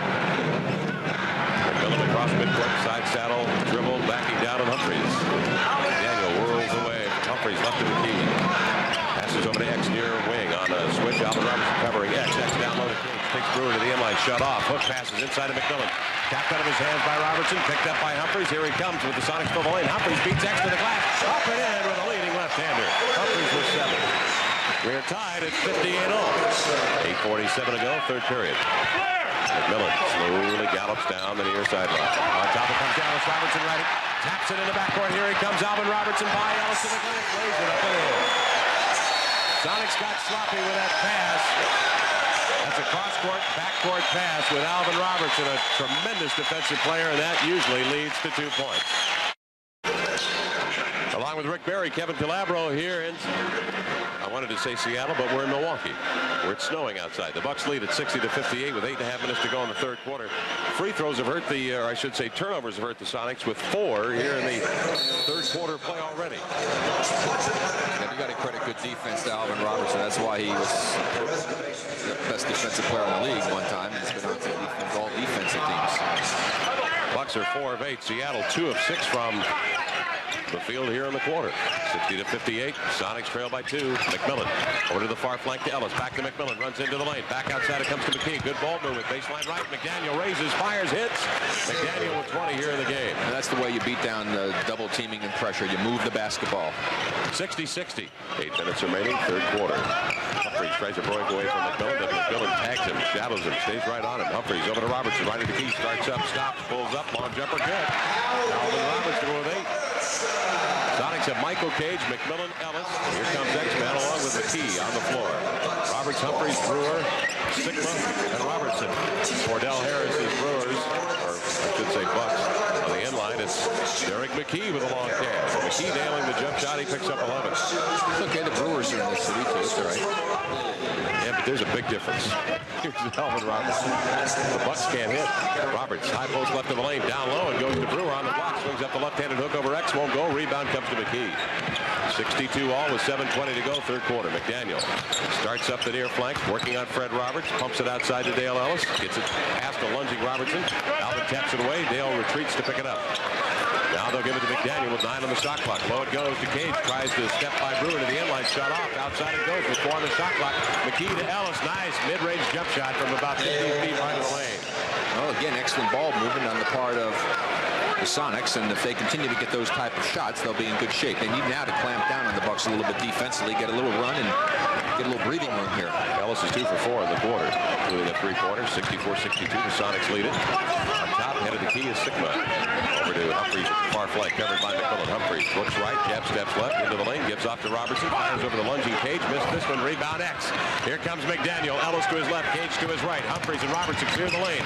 Over to Ellis, out of the wing, jumper rolls off, rebound X, lost it as he came back to the floor, tapped out of his hands, was touched by Alvin Robertson. It'll be Seattle ball. Well, I tell you, Alvin Robertson has got his hands on so many balls and knocking them away from the Bucks. He's got exceptional anticipation and exceptionally quick hands. It's been outstanding. Dale Freed in for McMillan now. Will get the ball in bounds to X-Man. Covered by Pierce, who just checks in. X fires the air ball, but fetched out of midair by Freed. Back steps on the inline and drills it. Jump shot. Beautiful play. Freed now with 4. 66-62. The Sonics with a 4-point lead. They've led by as many as 6. That was back in the late stages of the second quarter. Boy, so Dale made a great move right there. Had it not been for the sideline being so close, he made a great steal against Robertson. Dale using the sideline as his ally there to pinch Robertson. The inbounds, Humphries with it at the far point. Humphries picks up his dribble over to the corner. Pierce winds up, gets airborne. Flat shot off the mark. Robertson outskies McKee for the rebound. Unloads to Sigma for a long three-point cast. The rolls off the front. Back spins in. Sigma with 11. Boy, that hurt. Here come the Sonics. McKee breaks into the lane. Glides by Sigma, but was bumped in midair. Could not finish the shot. Will have to go to the line to earn it. just watch the excellent athletic ability of Derek McKee at the end of this break as he comes down. Sickman moves over, still kind of moving as Derek was committed, and Derek tried to sidestep it, and Jack kind of leaned into him a bit. Good call. An excellent move on the part of Derek McKee, who was looking like he wanted to stuff that one. That is the third foul on Jack Sikma. 67-65. Sonics by 2. 5:48 to go, third quarter. Derek's second shot out short. Brewer steps in front of three for the rebound. Outlet pass to Humphries. Scampers across midcourt. Humphries to Sikma on the open floor, challenging Ellis. Picks up his dribble, lofts it inside the Brewer. Hit him in the hand. Comes free. Rebound. Off the turnover to Derek McKee. He'll bring it down the far side. Loops it out on top. Ellis. Jab steps. Ducks under Sikma. Moves on a 15-footer. Short. Cage grabs it. Lays it in. It's fouled and will go back to the line. A chance at a three-point play for Michael. Humphries there creating the foul. And that was a nice move on the part of Dale Ellis to get by the two big men. But Brewer made him change the shot. And there you see Michael Cage, ever present inside and picking up the foul. It was Humphries, so Michael with a chance for the three-point play. Humphries now up to 4 fouls in the game. Derek McKee will come out. In will come Brad Sellers. Cage knocks in the free throw. Michael now with 5 here in the ball game. 70-65. Sonics lead by 5. 5:22 to go. Third quarter. Street. Really on Humphries as he gets across midcourt. Humphries will bounce it out here far on the way to Brewer. Brewer gets it back to Humphries. A long shot misfired. Long rebound picked out of midair by Pierce, who will launch a free throw line jumper and gets nothing but that. Pierce now up to 23 in the game. Back on the Sonics, beating the Brewer defense back. Underhand pass. McDaniel out there it goes to 3. 3 will back up, head of the key. 70-67. Sonics by 3. 4:53 to go, third quarter. Reed out on top, trying to lob it here to McDaniel, but it was fronted and tapped out of bounds by Pierce. Number 31, Roberts. We're in Brewtown tonight. Milwaukee, Wisconsin. I thought you were calling this after Randy Brewer, maybe. Make him a national monument. Here's the inbounds pass. 3 pulls up, gives it inside the Cage. Ball tapped out of his hand. He just simply lost it. And Robertson picks it up. 70-67. Sonics by 3. 4:40 to go, third quarter. Robertson does a long pass deep in the corner to Pierce. Inside the Brewer. Launches it outside to Robertson. Swings it right. Takes it left on Ellis. Pulls up off the Brewer screen and nails the jumper. Alvin now with 10. One of those turnovers here in the period have killed the Sonics. They're up to 13 now in the ballgame. 5 here in the quarter. 4:21 to go, third period. Sonics lead by 1. 3 to the ball. Then Ellis down low to X. Turns on Pierce. Fires off the jump shot. Missed it. Cage keeps it alive. Tipping it away from Brewer. Cage rolls out to the far side. Loops it on top to 3. Back to Sellers. Runs to the end line. Turned by Roberts. He lobs it out. Left-hand side. Free throw line extended to Cage. 15 seconds on the shot clock. Cage lobs the pass low to Ellis. Turns. Fades on the baseline. Missed it. Two-hand reverse tap by Cage. Missed it. Rebound comes to the Bucks. Humphries across midcourt. Humphries looking inside low. They've got a mismatch as Cage was slow to get up on the opposite end, and Roberts off the wing nails the jump shot. Fred Roberts hits the jumper. The Bucks have a lead. Jordan will be in Seattle on November the 18th. The only way to see him face the Sonics is to purchase a ticket package. Call now at 206-281-5800. The Bulls in town November 18th, 281-5800. Sonics bring it back after the timeout, trailing here by 1. X-Man turnaround jump shot, air ball, picked out of midair by Cage. Missed the first one, but got the tap up and in. He is just really dynamite on the offensive boards. Back come the Sonics, defensively dropping into midcourt is 3. Stays right with Humphries. Really pestering him. Humphries kicks it over to Pierce, runs into the lane, leans back on a running right-hander. He was bumped by Cage, but Pierce gave it just a little more of his own momentum to draw the foul and go to the line for 2. Yeah, had Pierce not gone and fall backwards and put a little acting job on there, they might have let that one slide by. Ricky Pierce is the great scorer that he is. He's had games of 35 and 21 already this year. It's also why you want to go ahead and penetrate. You penetrate and go to the basket, you have a much better opportunity getting to that free throw line, and it causes so many problems for the defense. Michael Cage has 3 fouls. Pierce to the line. Drops the first free throw through there. 24 for Pierce. The Bucks are 16 of 18 from the stripe. The Sonics are 21 of 29. 72-72 to score. 3:11 to go, third period play. Sonics have led in this quarter by as many as 4 points. And right now, Alvin Robertson, I would have to pick out as the man of the quarter, you would say, because he's really helped keep the Bucks in this one to take up that deficit that they had of 3 points and really keep things close. He's been a factor both offensively and defensively. Yes, he has been a factor defensively. The Sonics have 5 turnovers here in this quarter alone. 25 for Pierce as he hits the free throw. Sonics lead it by 1. 3. Gets it over deep in the corner to Ellis. Ellis pivots, picks up his dribble outside the 3. Tries to beat Humphries. Pulls up. Long jumper. Good. Sedale nailed it. Sedale was 6. He needs a good shooting night. He came in 4 of 14 from the field in the previous 3 games. 75-72. 2:47 to go. 3 for 4 here tonight. Sonics lead it. Humphries with the ball. Over to Pierce. The open floor. Challenged by McKee. Pierce slants into the lane. Trying to give out. Tapped away by 3. Picked up by Humphries. Over to Roberts. Gets Sellers off his feet, and Brad was helpless as Fred then lowered the head and went right into Brad to draw the foul on Brad Sellers. Second foul on Brad. 13th foul. 74-72. Sonics lead here with 2:34 to go. Third period play from Milwaukee. Roberts with the ball in the inbound. Hands off to Alvin Robertson. Again, checked by McKee now. Robertson puts it between the wickets. Heads into the lane. Nice first step. To the glass he goes. Rolls it up and in. Alvin Robertson with 12. Back come the Sonics. We're tied at 74 all. 3. Looking to skip it low to McKee. Fronted by Coleman. Tapped away. Robertson goes on the floor. Diving for the ball. Kicks it out to Humphries. 3-on-3 to Pierce off the flank to the glass. Lays it up and in. Ricky Pierce with 27. And the Bucks now show a bit of a running game as Del Harris has gone with a smaller lineup.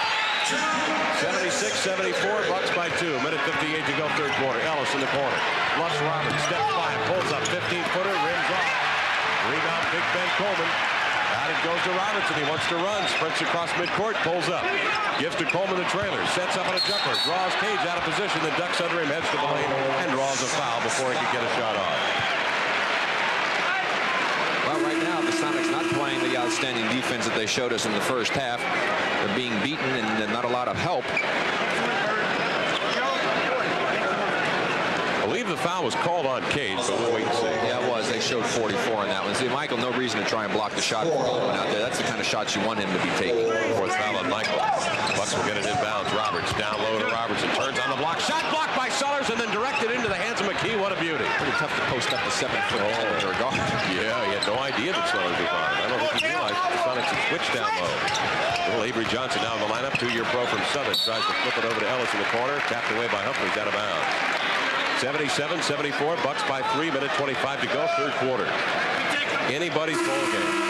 Gerald Henderson comes into the lineup now for Milwaukee. And Jay Humphries will go to the bench.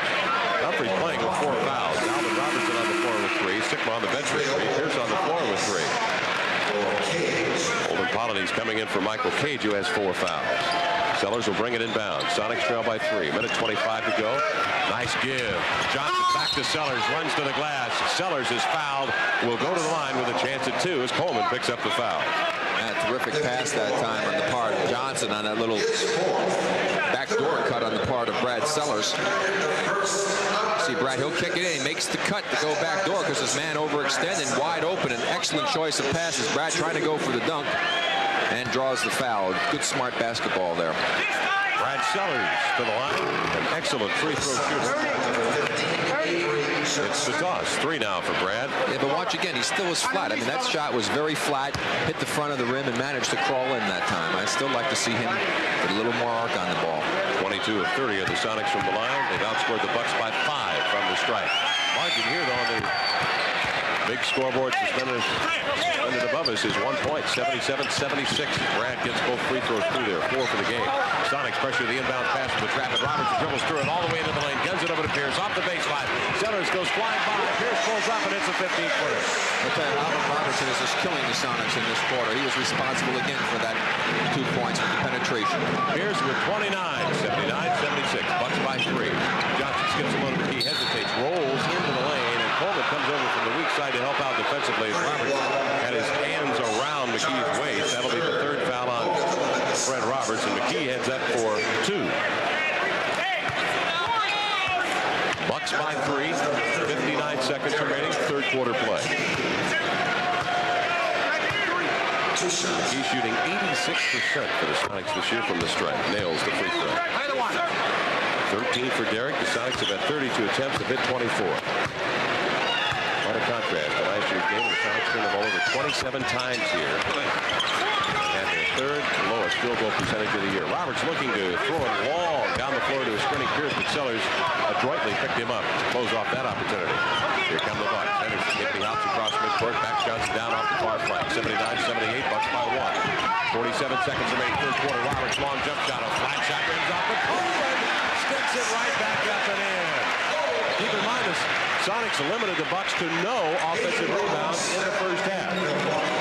81-78, a 3-point Milwaukee lead. 35 seconds remaining. Third quarter, Johnson with the ball. Down low to McKee. Turns, pirouettes, fadeaway jump shot. 18-footer won't go. Polonese had an inside rebound position, but did he come over the back to get there? He did. Foul on Polonese. You know, again, that's something that being a young player in the league, he made a mistake that he didn't need to make, and that he gave a little shove to Pierce. But hey, Pierce is only a little guard. He's a tall guy. He didn't need to push Pierce at all, because if the ball came anywhere near him, he was going to be able to get it from Pierce without any difficulty. Difference here, as you might have seen at halftime, for the Milwaukee Bucks has been their bench scoring. When they outscored the Sonics 28-4 at halftime, but keep in mind 21 of the 28 were scored by Ricky Pierce, who's now up to 29 points in the ball game, and Pierce has only missed one shot in 4 attempts from the field here in this quarter. 81-78 the score. Coleman to the line, where he often has a few adventures. He missed the first one. Ricky Pierce will come out, and Gerald Henderson will make that Jeff Grayer checking in, the 2-year pro from Iowa State. That's what I'm saying. When Coleman was going to take that long jump shot, why in the world did my coach think about wanting to block it? Coleman hits the second one. 3 for Coleman. Avery Johnson, 5'11". Trapped by Grayer, 6'4". Roberts, 7 feet are there. And here, kneeling in backcourt is a turnover. Johnson just did tap it away from Roberts and then got it into the hands of McKee as the Sonics clear midcourt. And they just missed having a 10-second violation. 82-78. Sonics trail by 4. 10 seconds remaining. They trap Johnson. He skips to the McKees. Got to get a shot off with 6, with 5. He pushes a baseline. Popper up there that won't go, and an offensive foul. It again is on Polonese, and again will come the other way as the Milwaukee Bucks can pick up a 6-point lead at the line. See, again, you know, this is a big man. You know, big men don't have to do a lot of stuff with their hands and push, and he's just the type of guy that does a great deal of that, and he has a reputation, and as a young player he's not going to get any breaks. And another tough break for Seattle here, and you see their lead now has gone from 3-point lead to a 4-point deficit, and possibility of even further damage being done. Coleman's shot, it is up, it is good. Coleman now with 4. Can't afford to make plays like that and give the home team those type of advantages. Sonics, however, are close here at the close of the third quarter. Very close. 83-78. Bucks can pick up their largest lead as Coleman drills both free throws. 6-point lead for the Bucks. Sonics have 3 seconds as Johnson in midcourt launches a long one that will fall short.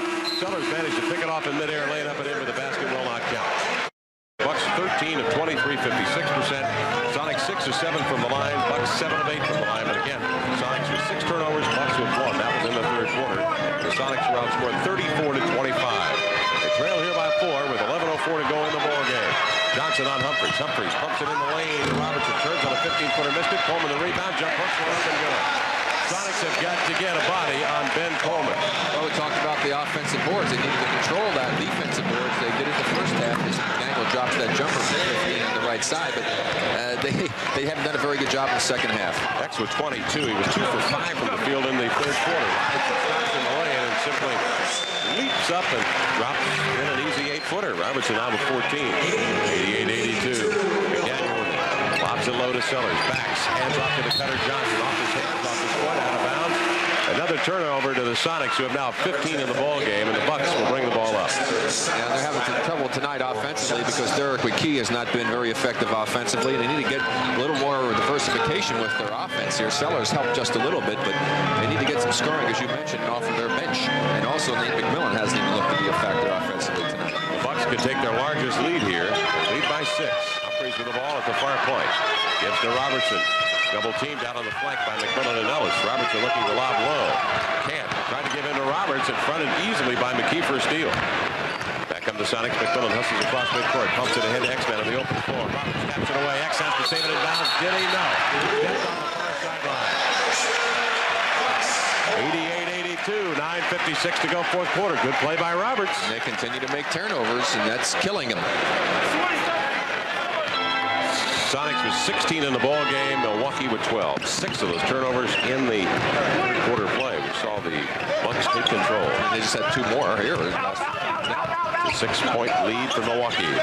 Robertson with it near side, pumps it in on the low block to Coleman. Got up in the air, was tied up by McKee for a foul. Coleman heads up there for 2 as Derek picks up his second foul. Yeah, well, Derek was in big trouble as Coleman came from the weak side and had terrific position on him and was right down underneath the basket. And Bucks did a good job of getting the ball to him. Ben Coleman, who spent some time here in Minnesota. He's from Garland, Texas, but he spent the first couple of years at the University of Minnesota before transferring to Maryland. Drops in a free throw. Coleman with 8. He hurt the Sonics last year. He had 11 rebounds when he was wearing the suit of the Philadelphia 76ers. He had 11 boards and had an explosive first quarter on the offensive rebounding end, as I recall, in that game. The Sixers won at the Spectrum. 90-82 as Coleman hits both crosses. Here's Ellis with a long three-pointer. He was knocked to his backside by Robertson. Robertson beats him back as they clear the rebound. Robertson in glass, lays it up and in. Alvin now with 16 points. Bernie will call a timeout. The Bucks have their largest lead of 10 points. You can see the breakdown score by score, quarter by quarter. Bucks got out to the 19-17 lead after the Sonics opened the first quarter 0 for 10 from the field. And the big third quarter, which saw the Sonics being outscored by 9, 34-25. Rick here in this period has been Coleman and Robertson, especially in the second half. Robertson defensively. McMillan skipping it over to Ellis as the Sonics set up on the offense, and Ellis drops home a long one out of the corner. Dale now up to 25 in the ball game. He had an explosive second quarter when he was 6 of 7 and had 14 of his 19 at half in the second period. Up to 25 in the game now. Ellis drops back defensively to cover Ricky Pierce now in the lineup. Humphries with the ball head of the key, whirls away from McMillan, heads into the line, slapped away by McMillan, picked up by Humphries. His shot blocked then by McKee and comes free. The Sonics have it. McMillan steers it across midcourt. Up to X it comes. Backs down on Roberts. Outside he pumps it to McMillan. Swings it over to Ellis. Fronted by Robertson. Tapped out of bounds. Good defensive play. Well, boy, I tell you, there was no way that Nate even thought about making that pass just looking. I mean, it was an impossible angle, and Robertson, you could see from where we were that he was in perfect position to make a steal. 92-84, 8:35 to go fourth quarter. McDaniel with it on top with 10 seconds left on the shot clock. Backs down. Flips it outside to McMillan. Looking low for Ellis. Drops it inside low to Dale, but fronted. Tapped away by Robertson. Picked up by Coleman. Sonics trail here by 8 with 8:21 to go in the ball game. Ricky Pierce, who's been hot all night long, pumps it on top to Humphries. Over to Robertson. Long cast off the mark. X beats Coleman on the inline, but tapped it out of bounds. It will be Buck basketball. And right now the Milwaukee Bucks just outplaying the Sonics both ends of the court, but it's been the Buck defense that has helped get them back into it, ignited by Alvin Robertson, and a big play off the bench for them as offensively and defensively has been Coleman. Coleman with 9 in the second half on 5 of 6 firing from the free throw line, and this time Coleman throws the ball away. Last touch by Ricky Pierce, who went to the floor lunging for the basketball off to the near side. Still plenty of time left here, Kevin. They just have to go ahead, execute a little better offensively, get inside a little bit more, and then shut them down better defensively. 92-84. Sonics very much in this game with 8 minutes remaining in the fourth quarter. And an illegal defensive call called by Danny Crawford on the Milwaukee Bucks. That is the first on Milwaukee. First call against the Bucks. Del Harris has Alvin Robertson on the floor along with Jay Humphries at the guards. Pierce, Roberts, and Coleman along the front line. McDaniel will bring the ball inbounds to McMillan. Covered by Humphries. Humphries lunges. McMillan whirls away. Heads into the lane. Twisting, rolling underhander goes for Nate McMillan. That was a pretty drive by Nate. 92-86. Sonics trail by 6. 7:53 to go. Fourth quarter play. Humphries heads the other way. Moving laterally out to the near side. On top it comes to Robertson. Roberts on the flank. Down low. Pierce posting up. Bangs on X. Turns. Fires. Hits. Ricky with 31 points. Ricky Pierce. He has been red hot. He's hit his last 4. Covering the third and the fourth quarter. McMillan. Down low to McKee. Quick move on Pierce. Heads to the inline. Stumbles. Tries to save it in bounds. Good right down to Robertson. Robertson with a burst of speed. Beats Cage along the sideline. Rolls one up in the right hand. Drew the foul. Will he count the basket that was blocked away? They will not. He will have to go to the line for 2. The foul on Michaels is 5th, Rick. Yes, and who's the man that's caused the problems again here as he picks up that loose ball and gets the steal is Alvin Robertson. As Coleman goes to the bench and Sigma comes in. And now big problems for the Sonics. Can't say enough about Alvin Robertson. People here probably think Ricky Pierce with 30 points is the star of the game, but I guarantee you, Alvin Robertson's the guy that got this team turned around with his defense in the third period. I would agree. Bernie Bickerstaff's crew now down by 9. Largest lead by the Bucks has been 10. Robertson can get that back, and he does. Alvin with 18. 14 in the second half for Alvin Robertson. 96-86. Sonics trail by 10. 7:50 to go in the game and keep the ball near side. Looking low for Ellis. Fronted by Robertson. McKee backs moves down. Back on top of Kevin McMillan. Nate over to the far corner. Next, Moraes with a baseline cover. The kick short. Rebound. Ellis lays it up. Goes. Dale Ellis. Lays it up and in. 27 for Dale. Sonics down by 8. 6:55 to go in the game. Humphrey. McMillan all over his right side. Gallops over here to fourth corner and then stops. He pounds the dribble, waiting for Pierce to break open on the wing, but he can't. Daniel blocks that passing lane to go to Robertson, swinging it to him on the far side. Now he's swinging back to the near side, four-point. Pierce with it, pulls up, long jumper by Ricky, short. Roberts beats the Sonics for a rebound and flips it back outside where Milwaukee will reload. Humphreys will take it, dribble drive into the lane. No, we'll circle back outside. Jay Humphreys off to the far side to Robertson. He walked with the ball. Good call by Benny Fire there on the far side. 96-88. It's an 8-point Milwaukee lead. 6:25 to go in the fourth quarter. The Sonics need some fireworks right now. McMillan will back Humphreys down. Free throw line left. Delivers a pass to Ellis. Quickly down low to McKee. Looks left, spins right, pulls up, nails the fadeaway jump shot. 15 for Derrick. That's what the doctor ordered. 6-point lead for Milwaukee. 6:07 to go in the fourth quarter of play. Now Sigma in the lineup now for Milwaukee. Clamps defensively. They've got to play defense next few minutes here to get back in. Humphreys at the far point, covered by McMillan. On top it comes to Sigma. Threw the ball out of bounds. Turnover set up down low by good defensive play by McDaniel, who fronted Pierce, and before Sigma could even think about it, he threw it out of bounds. Turnover to the Bucks. They're 15th. By comparison, the Sonics have 18. 96-90. Bucks by 6. Just under 6 minutes remaining in the game. Dave McMillan backs Humphreys down. Oh, those two have been going at it all night long. Near point to McDaniel, holding the ball for an eternity as the clock ticks down. X has got to do something with it. Takes left, moves right. Slides by Sigma, rolls one up, missed the shot. He had a chance in the three-point play. Could not finish it. But drew the foul, however, and will head to the line. That's an outstanding move on the part of the X-Men at that time, and I'm glad to see him facing up and making drives to the basket more frequently here this season. That's going to make him that much more effective as he makes the move here. Look at the sidestep to get by Sigma, who again leans in and picks up the foul. X couldn't get it to drop in, unfortunately. X-Man with 22 points and 9 rebounds here in the ball game, and X will step up there to the strike with this shot that goes in. X at the line has had a number of shots. He had 7 alone in the second quarter play. The first one's up and good, second one up and good. X now with 8 of 12 dropping from the line. 96-92, Sonics have rallied from 10 down to fall within 4. 5:23 to go, fourth quarter play. Humphreys with a basketball. Humphreys outside under the guard of Ellis and McMillan trying to trap. Gives to Robertson. Runs into the lane. Double team to Roberts. Slashing it off the wing. Shot blocked by McKee. And a foul. Whistle by Danny Crawford on the in line on Derrick McKee.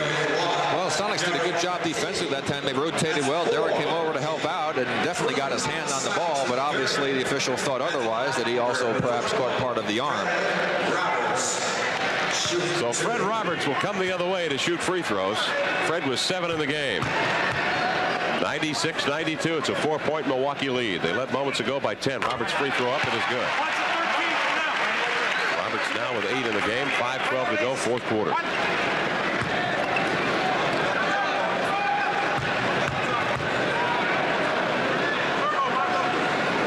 Roberts' second toss up. He nailed it. Roberts with 9. Sonics trail by 6. 5 minutes remaining in the game. McMillan backs Humphreys down. Quick pass inside of the baseline. Ellis waits for Robertson to go flying by, but he walked with the basketball. He had Robertson dead to rights in midair, but he just shuffled the feet. Got a little over anxious that time. Made a great ball fake to get Robertson airborne, and then unfortunately shuffled the feet. Big turnover that time. Costly to the Sonics. Fred Roberts will come out of the lineup, and Rick Pierce, along with Ben Coleman and Jack Sikma are on the front line. Alvin Robertson and Humphreys are the guards. Humphreys works with the ball at the far flank. The Bucks lead by 6 with 4:50 to go in the ball game. Sikma between the double circles, way out high. Covered by McKee, who waits for him at the free throw stripe. Sikma dumps it over to Coleman. Let him shoot in the open floor. Not a good shooter. Pump fake. Nice pass inside to Humphreys. Was he held inside? No. 3 in the key called there on the Milwaukee Bucks. And again, a good effort defensively. The Sonics are coming through with their defense. Unfortunately, the last time down, they missed a golden opportunity on that play by Dale, but they're still right in this one with 4:39 to go. It's a 6-point Milwaukee lead. Threet into the lineup now for Nate McMillan.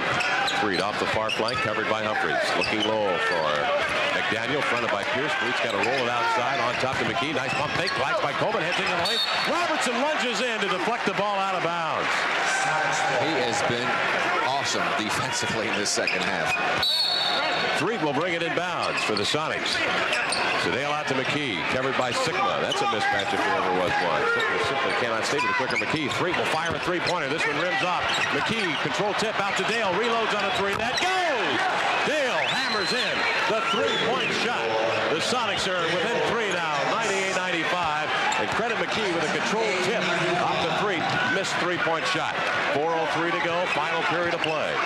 Humphreys outside, working the point. Pierce comes off a Sikma screen, gets the ball near side, double teamed out to Humphreys. Back to Sikma, out wide, fires a jumper, it'll be short. X screens off Pierce for the rebound. Sonics fall, Sonics trail by 3. Threet across midcourt with 3:46 to go in the game. Sedale backing Humphreys down. Look at Humphreys lean on Threet, who straight arms him with the left arm. Over to X, it comes off the McKee screen, wide open jump shot, goes! X-Man, 26 points. Del Harris will call a timeout. Sonics rally from 10 back to pull within 1 with 3.5 minutes to go, and we've got a new ball game. Along with Rick Barry, this is Kevin Calabro from the Bradley Center in Milwaukee. The Sonics, who trailed by 10 a moment ago in the fourth quarter, have pulled now within 1. Sonics shooting 8 of 11 in the fourth period, 73%. Well, 11-2 in the last 3:28. It's no coincidence that they're shooting 8 for 11 because that's a result of playing good defense. You play good defense, it keys your offense.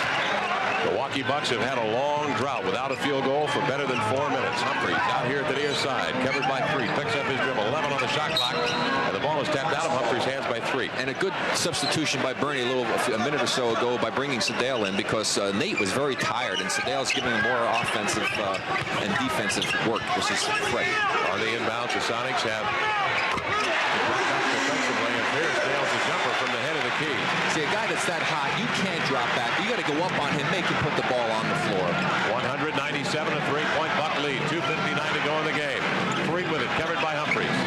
Threet looking right, now glancing left with his back to Humphreys. All the while dribbling. Pumps one over to X-Man, far wing, covered by Robertson. X backs Alvin down, turns to the end line. He is ganged up on, double teamed, and a foul is called. Robertson put his arms around him and picks up the foul. That's a good call by Joe Borgia. That is the 4th on Alvin Robertson. It is only the 2nd team foul on the Bucks. 2:46 to go, fourth quarter. The Sonics as a team have 3 team fouls. 100-97 is the score. So neither team going to the bonus. Not yet. McDaniel on top. Over to Threet near side. Sonics trail by 3. Threet taking Humphreys to the end line. Back step, jump shot. Off the mark. They sky for the rebound. Coleman ties up Pierce. Coleman rips it away from Pierce. And the Bucks have the ball. That was not a good shot. 2:29 to go. 197 is the score. Sonics trail by 3.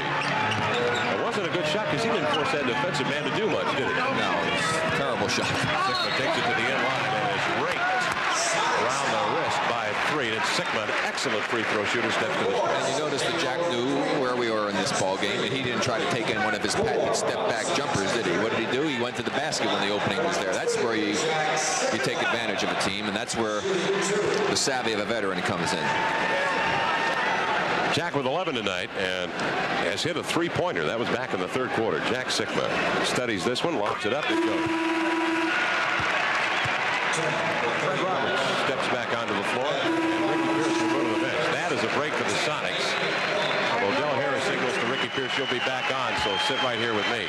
101-97. Sonics trail by 4. 2:15 to go. Nate McMillan back on the floor for the Sonics as Threet goes to the bench. And well, hopefully that little rest he got there will give him a little more quickness.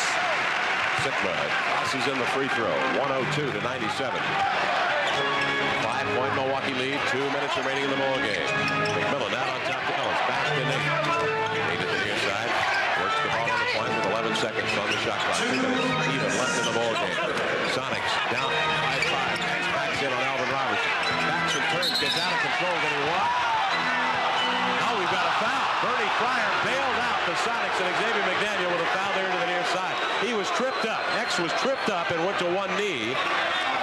And they're going to call the foul on Humphrey.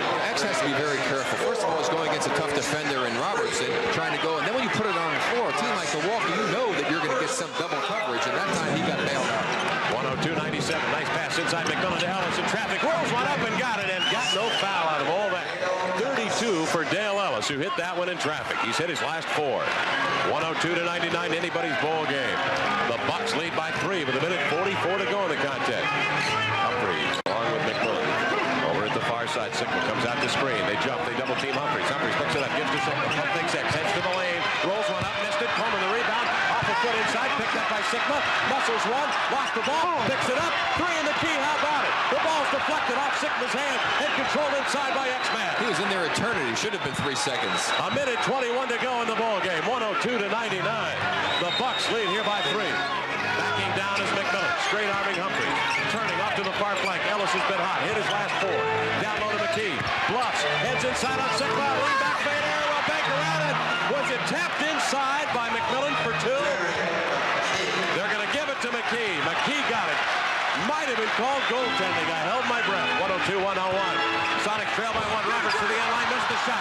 Page with a control tap into the hands of McDaniel. 51 seconds left in the ball game. Sonics will call a timeout. Trailing Milwaukee by 1. 102-101. For those of you watching on television, let's take a look at the last play. This perfect copy of the play is brought to you by 7 copiers. Follow the leaders to 7. And just an incredible offensive move on the part of Derek McKee. Great athletic ability. And as you saw, Nate McMillan did not get up to interfere with that ball. Otherwise, it would have been offensive interference. So here we go. 48 seconds remaining in the game. The Sonics are down by 1, 102-101. McMillan in a holding pattern, head of the key, covered by Humphreys. Over the X off the cage screen. Jump shot, airborne. He knocked it down. 28 for Xavier McDaniel, and Del Harris will call a timeout. Plenty of time left. 36 seconds remaining, and the Sonics leading here by 1 in 103-102. And of course, right now, Kevin, it's going to come right down to what we've been talking about the entire ball game, the Sonic defense. The defense disappeared in the 3rd period when they gave up 34 points to the Milwaukee Bucks, only scoring 25 themselves. You can see that the Milwaukee Bucks at home have won the last 6 here, but they're on the verge now of perhaps having that streak in, and it's going to take defense on the part of Sonics to do it. Now, the guys you're going to have to look for here, I would think, would have to be certainly Ricky Pierce, and then you have to be careful of a guy like a Sigma who can get the ball and maybe be the guy throwing the pass off to Pierce. But Pierce would have to be the #1 fellow that you're concerned about. Again, good defense on the part of the Sonics, which they have played in the last several minutes to get back in this ball game, will determine the outcome. Xavier McDaniel up to 28 points down the ball game. Has hit a couple of key jump shots here. 28 points, 12 rebounds for X. 10 of 18 from the field, 8 of 12 from the free throw stripe. You've got to watch Sigma, I suppose, in this situation, Rick. An excellent free throw shooter. You don't want to get too close on him in the open floor and possibly foul him, yet you can't leave him open. He's got great range. Yes, there's no doubt about that. And the thing about it is to play the good defense, first of all, to perhaps keep the ball out of Jack's hands, overplay him some, but then overplay everything. There are going to be some screens probably coming up for Pierce to free him.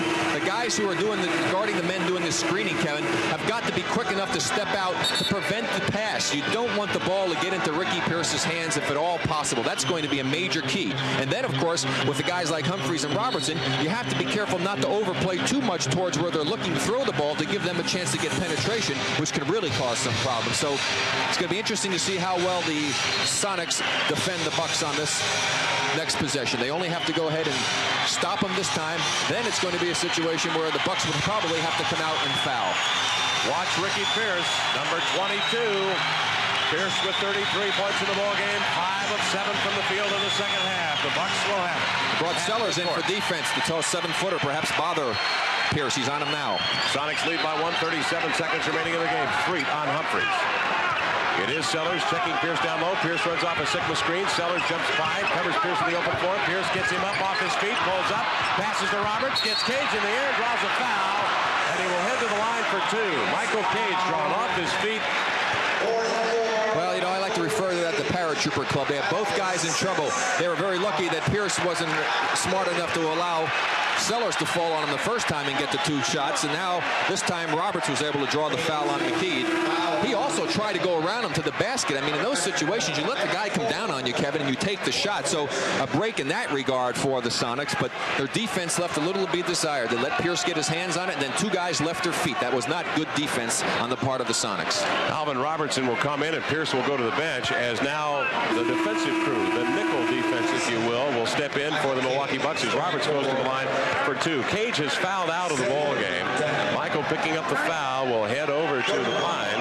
The Sonics have Ellis, 3 on the floor, along with McDaniel, Sellers, and McKee. And you saw what Del Harris did. He went to his 2 key players, the veteran Sigma, to set the screen for Ricky Pierce, keeping his 2 big offensive threats on the same side of the court, running a little 2-man action. Fred Roberts tosses up. He leaves it short.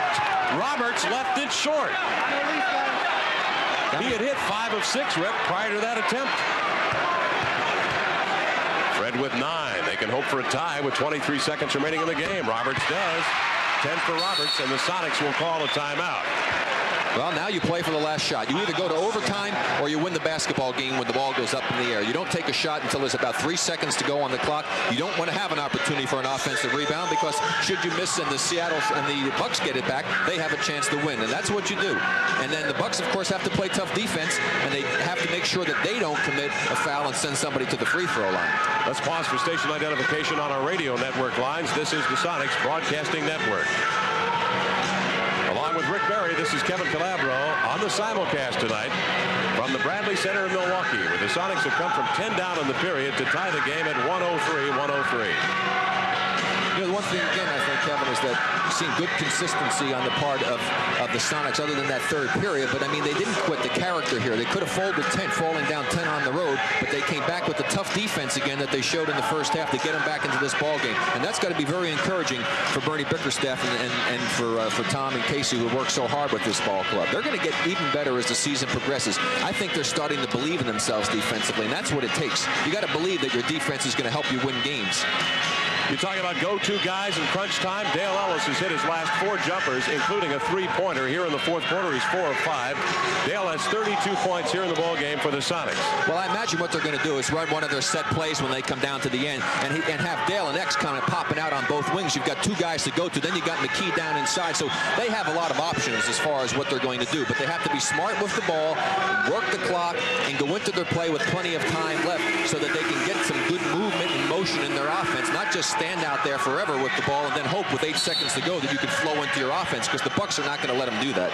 They simply won't do that. You're right. And Alvin Robertson is the man who you can bet is going to be hawking the basketball wherever it goes on the floor. You can see the timeout situation if you're watching on television tonight on the simulcast. The Bucks with 2 full timeouts. The Sonics have none. Each team with a 20-second timeout. 23.9 seconds left here in the ball game. 103 the score. Fred Robertson, 1 of 2 from the line. Otherwise, this would obviously be a much different situation. The Sonics will have to bring it a full 94 feet. X-Man will get it in basket. Checked by Tony Brown, now in the lineup. He started tonight for the Bucks. McMillan will bring it to midcourt as the Bucks lay off. Humphries guarding McMillan. Ellis is guarded by Tony Brown. Let's see if the Sonics exploit that. McMillan backs Humphries down with 8, with 7. Game tied. McMillan inside to X. Turns on Coleman. Fires off a shot. Wins off. We're going to go to overtime. Did the Bucks call a timeout? They did. The Bucks call a timeout with 1.8 seconds remaining in the ball game. And we talked about it. That's a little too quick, Kevin. Just a hair too quick. Again, you want the ball up in the air, and either you win or you lose. You don't ever want to give them any time at all. 1.8 is an eternity in the NBA. A good inbounds play on the part of the Bucks will give them an opportunity to win this game, of course, on that last second shot, which is exactly what Bernie Bickerstaff did not want to happen. Well, what they did want to happen, I think, is to get McDaniel on a mismatch with Coleman open inside for that fadeaway jump shot. The shot was there. That was well inside 12 feet in the middle of the lane. That's a decent shot. They ran a nice play to do it. Again, the timing just a little bit too soon, allowing the Bucks to have this final opportunity to pull this one out. So Milwaukee with 1 more timeout left. Yeah, but let's get back to something we talked about before. The last play of the half. Yes. Let's set it up for you. The Sonics were up by 5 points. The Milwaukee Bucks had the ball down on the Sonics end of the floor at forecourt on the end line. An inbounds pass came to Gerald Henderson, who bobbled the ball, but then managed to lift it up in the air and score it. Now here's the last shot that McDaniel will get. Then McDaniel, now I'll tell you one thing. If McDaniel had a left hand, he took a fadeaway shot. It's a pretty good shot. And there you see the clock. They get the timeout. The clock did run down a lot further than perhaps it could have had they been a little quicker with the timeout call. But on that play again, if we can rack it up and show it one more time, watch the side towards the bench of the Bucks when McDaniel gets the ball. He could have spun that way and had using his left hand. There was no defender that way. So had X-Man gone to the basket, going to his right with his back to the basket, there was nobody there to pick up because he was being overplayed to the left side. He would have had an opportunity to perhaps go in for a layup, and they would have definitely had to foul him in that situation. Well, with 4 seconds remaining and time ticking down, and Ben Coleman 6'9", 225 hovering above him, you got to get the best shot you can. And that was a pretty good shot. 103, just under 2 seconds remaining. 1.8 remaining here in the fourth quarter of play. Now, the Bucks will have it out, Rick, at midcourt with some very good perimeter shooters. Sigma and Pierce, most notably. Pierce will line up way down here in the near corner opposite the ball. Sigma, an excellent passer, will bring it inbounds, and the 7-footer Sellers will contest the inbound. And I like what Bernie's doing there. I like to contest the inbound pass. Sigma looking for man. Out to Humphries. Tie ball game. Humphries fires a shot. No, ball short. We go to overtime. The Sonics have a break. They rally from 10 back to draw to overtime at 103-103. In overtime, 103-103. We begin the extra session with the Sonics putting McMillan and Ellis at guards, Sellers to jump, McKee and X-Man along the front line. Randy Brewer, 7'3", will step in against Brad Sellers, joined by Robertson, Roberts, Pierce, and Humphrey. Joe Borgia, Danny Crawford, Bernie Fryer, the officials. Here's the tap. It's controlled by the Sonic Sellers. He volleyballs it out over there to the far wing to Ellis. On top it comes to Nate McMillan. The Bucks have had quite a drought, scoring only 1 field goal in the last 7.5 minutes of play. Here's a nice pass inside to McKee. Turnaround baseliner, missed it on glass. Rebound, X goes up, is hammered. And he and Brewer have some words for each other, as X apparently caught a shoulder right in the mouth. Yeah, and he hit Brewer in the nose, so they kind of banged each other. But that was an excellent offensive rebound as 3 people were on McKee. That enabled X to get in there, keep it alive. Whack right in the face. He hit Brewer with the left arm. Now he's going to go back up strong. Brewer comes in. He swings down, and then his elbow catches him. Tell you, Brewer had a nice follow-through on that one, didn't he? Wow. McDaniel to the strike. 28 points here tonight for Xavier McDaniel. It's one of the problems when you go and you do double or triple team someone. They miss the shot. The team for the offensive team will get a rebound, and unfortunately for the Sonics, X-Man missed the free throw. X is now 8 of 13 from the strike. This shot up, he missed it. Rebound, Roberts. The little things hurt you. 4.5 minutes to go in the overtime. 103-103. Here comes Humphries down the near side, covered by McMillan.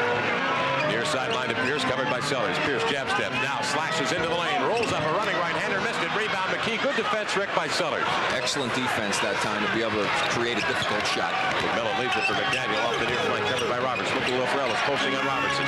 Nice pass inside Ellis, bluffs Robertson into the foul, and maybe more. The shot is up, he missed it. But you see the difference between Dale and some of the other players that we saw there. Dale, when he had the man out of position, allowed him to come down, make the contact, and went to his shot, and almost pulled off a chance for a 3-point play. You know, one thing I'd like to see the NBA do at the end of the game, take off from football a little bit, Kevin, is to go to the come and look at a replay of a controversial play, like at the end of the first half, to have disallowed that basket and always put the clock in there, because you can avoid a lot of controversy like that by having the clock in and showing those plays again to be able to assist the officials. It's silly to have a game sometimes decided on a play like that, and that was a big factor, obviously, in this one. Ellis now with 34 points. I disagree with you. I think it'd slow the game down. I really do. Well, it's not going to happen very often, and I think if it means a difference between a win and a loss, they're so important now, as competitive as this league is. Ellis with 35 as he nails both free throws. 105-103. Sonics lead it. 4 minutes to go in the game. Humphries, high post left of the lane to Brewer. Hands off to Humphries. Bobbled it, picks it up, covered by McMillan. Humphries tosses out to Robertson, covered by X. Jab steps, gets airborne, long jumper, good. He snuck it down in there. Alvin Robertson just stuck it by the front lip. 20 now for Alvin. 105, 3:45 to go in the game. X leans in on Roberts. Off to the near wing. Lobs it down. A perfect pass to Ellis to the glass. Shot blocked from behind the Bucks. Brewer with a big save inside. Humphries out on top, gives to Pierce. Good in the open floor. Challenges Sellers again. Takes him to the inline. Reverses it. Swings it outside to Brewer, but picked up by Humphries. Gives it over to Robertson. Takes it to the inline. Backs up into the guard of McKee. Robertson shot. Air ball. Who's going to get it off? Buck hands out. No! They say it went off Sellers. Out of bounds. It'll be Milwaukee ball. Oh, a great defense to cause that tough shot as Derek played tremendous defense on Robertson, and then they have that happen to him. His 22nd timeout being called by Dale Harris. You know, down the other end, the only reason that play didn't work to Dale Ellis is that they telegraphed the play. I mean, X stood with the ball up over his head, telling everybody, I'm looking to make the lob pass into Dale. And so the moment he made the play, Brewer was able to get over there in perfect position. If he had faked to look like he was doing something offensively and then just chipped it real quickly, he might have caught them flat-footed and the play could have worked. Or possibly even a little up fake or a hesitation. Something. You got to look to be offensive minded. You can't stand there and tell everybody in the building, hey, I'm looking to throw the ball inside. It was a lovely pass, and maybe he could have gotten more from the man who eventually laid it up and had it blocked inside, Dale Ellis. 105 to make it 3:19 to go here in the overtime session. The Bucks have Roberts, Brewer, Robertson, Ricky Pierce, and Jay Humphries on the floor. The Sonics clog the lane defensively. Roberts brings it in. Pierce with it out on the wing. Takes it into the lane. Pulls up. 13-footer rolls off. In. Ricky Pierce now with 35 in the ballgame. Stolen inbounds pass. Humphries lays it up and in. Boy, oh boy. 3:07 to go, and the Sonics caught napping there. They're down by 4. Plenty of time left in the overtime. Bucks lead by 4. Humphries just stepped in front of the pass and laid it up and in. McMillan covered by Humphries.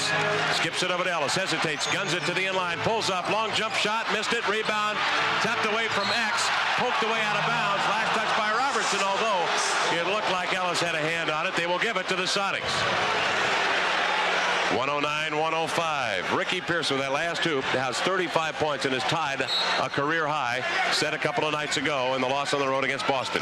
Sonics down 4, bring it inbounds. 2:46 to go in the overtime. McDaniel outraces Roberts to the glass near side, but is fouled as the weak side collapses and Ricky Pierce is there to hammer him. Fourth foul on Pierce. Make it 5 on Pierce now. As McDaniel, Rick has a decided advantage in the open floor, and Roberts much quicker of the two. No question about that. Let's hope now he can knock these free throws in. He already missed 2 to start this overtime period. X hits. 29 for X. 109-106. Bucks by 3. Sigma sprints up here to the scores table. He will check in. 2:44 to go in the ball game. Sigma for Brewer. Brewer did what Del Harris wanted him to do, come in and provide a little defense. He made a tremendous block on Dale Ellis. McDaniel's second toss up, missed it. Long rebound, picked up by Robertson. Sonics trail by 3. 2:45 to go in the ball game. Jay Humphries across midcourt, slashes over here, 4-court left, covered by McMillan. Down low, Pierce is covered by the 7-footer Sellers. They'll look for Pierce. He's had the hot hand. Humphries reverses, comes over here to the near side on the dribble. Picks up his dribble. McKee all over Humphries, guns it over to Pierce, right of the key, covered by Sellers. Pierce pulls up, long jumper, missed it, but was leg whipped by Sellers after the shot. They're going to give him 2 shots. He was fouled in the act of shooting.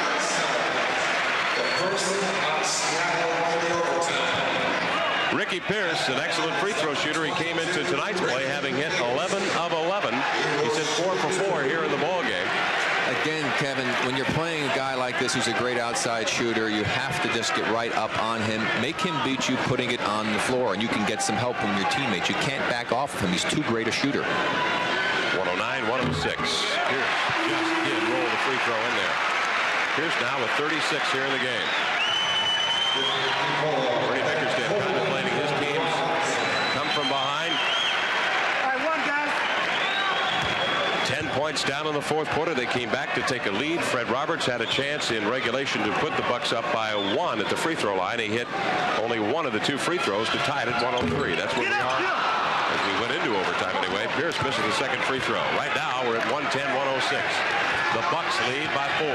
2:14 to go in OT. Ellis a 3 from McMillan. Long cast off the mark. Roberts had the rebound poked away by McKee. Picked up by Sigma. Out it goes to Humphries, and here come the Bucks with 2 minutes remaining.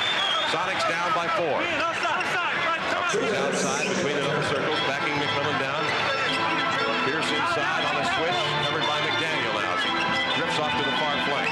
Humphries looking for Pierce. Pierce catches it out on top, head of the key, looks left, takes it right, pulls up, fires off a shot that McDaniel got a piece out at the expiration of the 24-second shot clock. Shot clock violation. Sonics will take it on the turnover. And you saw the difference defense right up on him that time. I mean, that was excellent defense. Sonics are down by 4 with 1:43 to go in the game. Need a quick hoop. McMillan comes over here to the near side trying to oblige. Looks down low for Ellis, who sets a screen for McKee. McKee open, nice pass inside, but Roberts fouled him before he could get the shot off that fell through. I'll tell you what, I think that's really, not that he did it intentionally in there, but if he did, it was a very smart play because put them at the free throw line. The Sonics have not shown a great propensity to be knocking him in there at a high rate of efficiency, and it's really hurt them with 3 missed free throws already here in the overtime. Fred Roberts will come out. He's fouled out of the ball game. Ben Coleman will check back in. Coleman has been effective. In the second half, he had 9 points. 110 to 106. Sonics trail by 4. 1:34 to go in the game, and McKee to the line.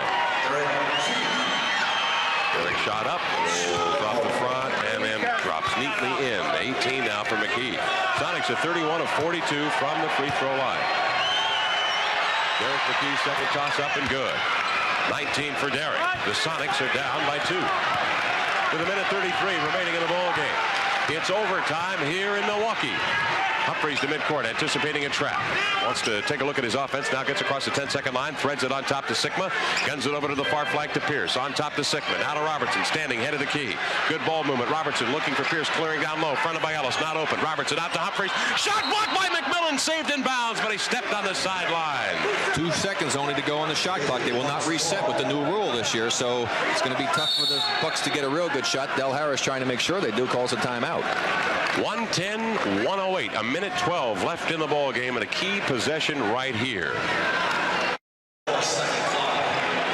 1 minute 12 seconds left in overtime. The Bucks lead the Sonics 1:10-108. 2 seconds on the shot clock. Bucks inbound. Sigma inside. Ball bobbled and blocked away as Robertson got up for a shot. Time had expired on the shot clock. Time had expired on the shot clock, and the Sonics will take over, and the Sonics call a timeout. Seattle down by 2 with 1:10 remaining in the ball game. Well, again, the Sonics getting themselves back in this one with some good defense. That served them very well at times, other than that third period. And now they have an opportunity to go down, execute, plenty of time remaining. They have enough time to score, tie the game, and then they're going to need their defense once again because they will certainly have an opportunity to get the ball back again offensively. Final scores in the NBA tonight. New Jersey on the road, defeated by New York, 107 to 105. The Knicks come away with a home victory over their crosstown rivals. Houston 119, Denver 118. That's at the Summit in Houston with 3 minutes left. They're in overtime. 3:51 remaining in the first quarter. The Lakers lead at Golden State 16 to 15. Keep in mind the Chicago Bulls will take on the Sonics. Rick and I will be there with you on the simulcast on Saturday night from the stadium in Chicago. The Chicago Bulls tomorrow must travel to New Jersey to play the Nets. The Sonics will have a day's rest tomorrow and will be taking on the Chicago Bulls on the second of 2 games. They return from the road from the East. Now down 2. Bernie Bickerstaff, map strategy. Rick? Well, that's a good shot we had over there. What's going to happen? Trying to tell you what he was going to do, but it looks as though they're trying to do something on the right side of the basket here, and I would imagine they'll be looking for somebody coming off of a screen, an opportunity then to send the screener down low, and you've got the option of hitting the guy open off the screen or somebody down inside. It's just a matter of making the right decision with the basketball, but they'll take whatever they can get at any time that they can get it right now because they are definitely going to get 2 and even perhaps 3 possessions in this final minute and 10 seconds. Free throw shooting has been a factor for the Seattle Supersonics. They've outscored the Milwaukee Bucks 32-30 from the line. The Sonics have had 43 attempts while the Bucks have had 35. Sonics are 0 for 5 from the field in the overtime session. You can see the scoring. Ellis with 35, Pierce with 36. Sonics bring it inbounds. 109 remaining in the overtime. Seattle down by 2. McMillan handles the basketball. With 1:04 remaining in the game, 17 on the shot clock. McKee near flank. On top to Sellers. Sonics will work the clock. Working it around the perimeter. Ellis covered by Robertson. Skips it over to McDaniel. 4 court left. Nate with 7. Nate with 8 with a 6 on the shot clock. Inside to Ellis. Ball poked away with triple team. Controlled inbounds. Coleman saves to Sigma. Robertson has it. He's tied up. Do we have a jump ball? We have a foul. We have a foul in backcourt on a Sonic as Seattle did not get a shot off. Down 2 with with 45 seconds remaining. The Bucks will bring it the length of the floor now. Well, obviously very poor execution and some good defense on the part of the Bucks that time, but still plenty of time remaining. They just need to play the good defense once again. It's a 2-point lead for Milwaukee. 43 seconds remaining in the game. Sigma cross court to Humphries. Just to take a look at the defense, it just does clear the 10-second line. Humphries backs up along the near sideline, covered by McMillan.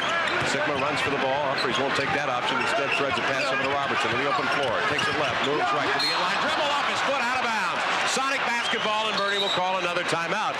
And the Sonics will set it up again with a chance to tie, this time with 25 seconds remaining in the ball game. Well, now they have a chance to try and execute a little bit better than the last time down the floor. And Milwaukee, more than likely, will get an opportunity to win this game, even should the Sonics score, unless they happen to get one of those rare 4-point plays. But right now, Bernie will settle for 2 to get a tie and hope for another overtime. But he's going to have to rely on the defense again if the offense is able to execute. Well, this is the key, obviously, to winning on the road, is to have the kind of composure down the stretch in these types of situations where you have a man who can handle the basketball well, know when to make the appropriate pass, is able to execute the appropriate pass, and then have a man who can score in crunch time.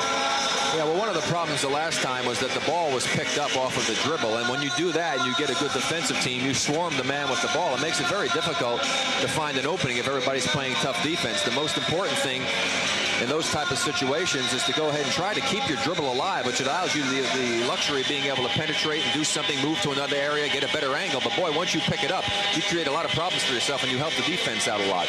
That's what happened on the previous play. When Ellis finally got the ball inside, the Bucks were able to collapse on Dale Ellis, and the ball was stripped out of his hands. But Alvin Robertson on a dribble drive to the lane, dribbled off his foot out of bounds.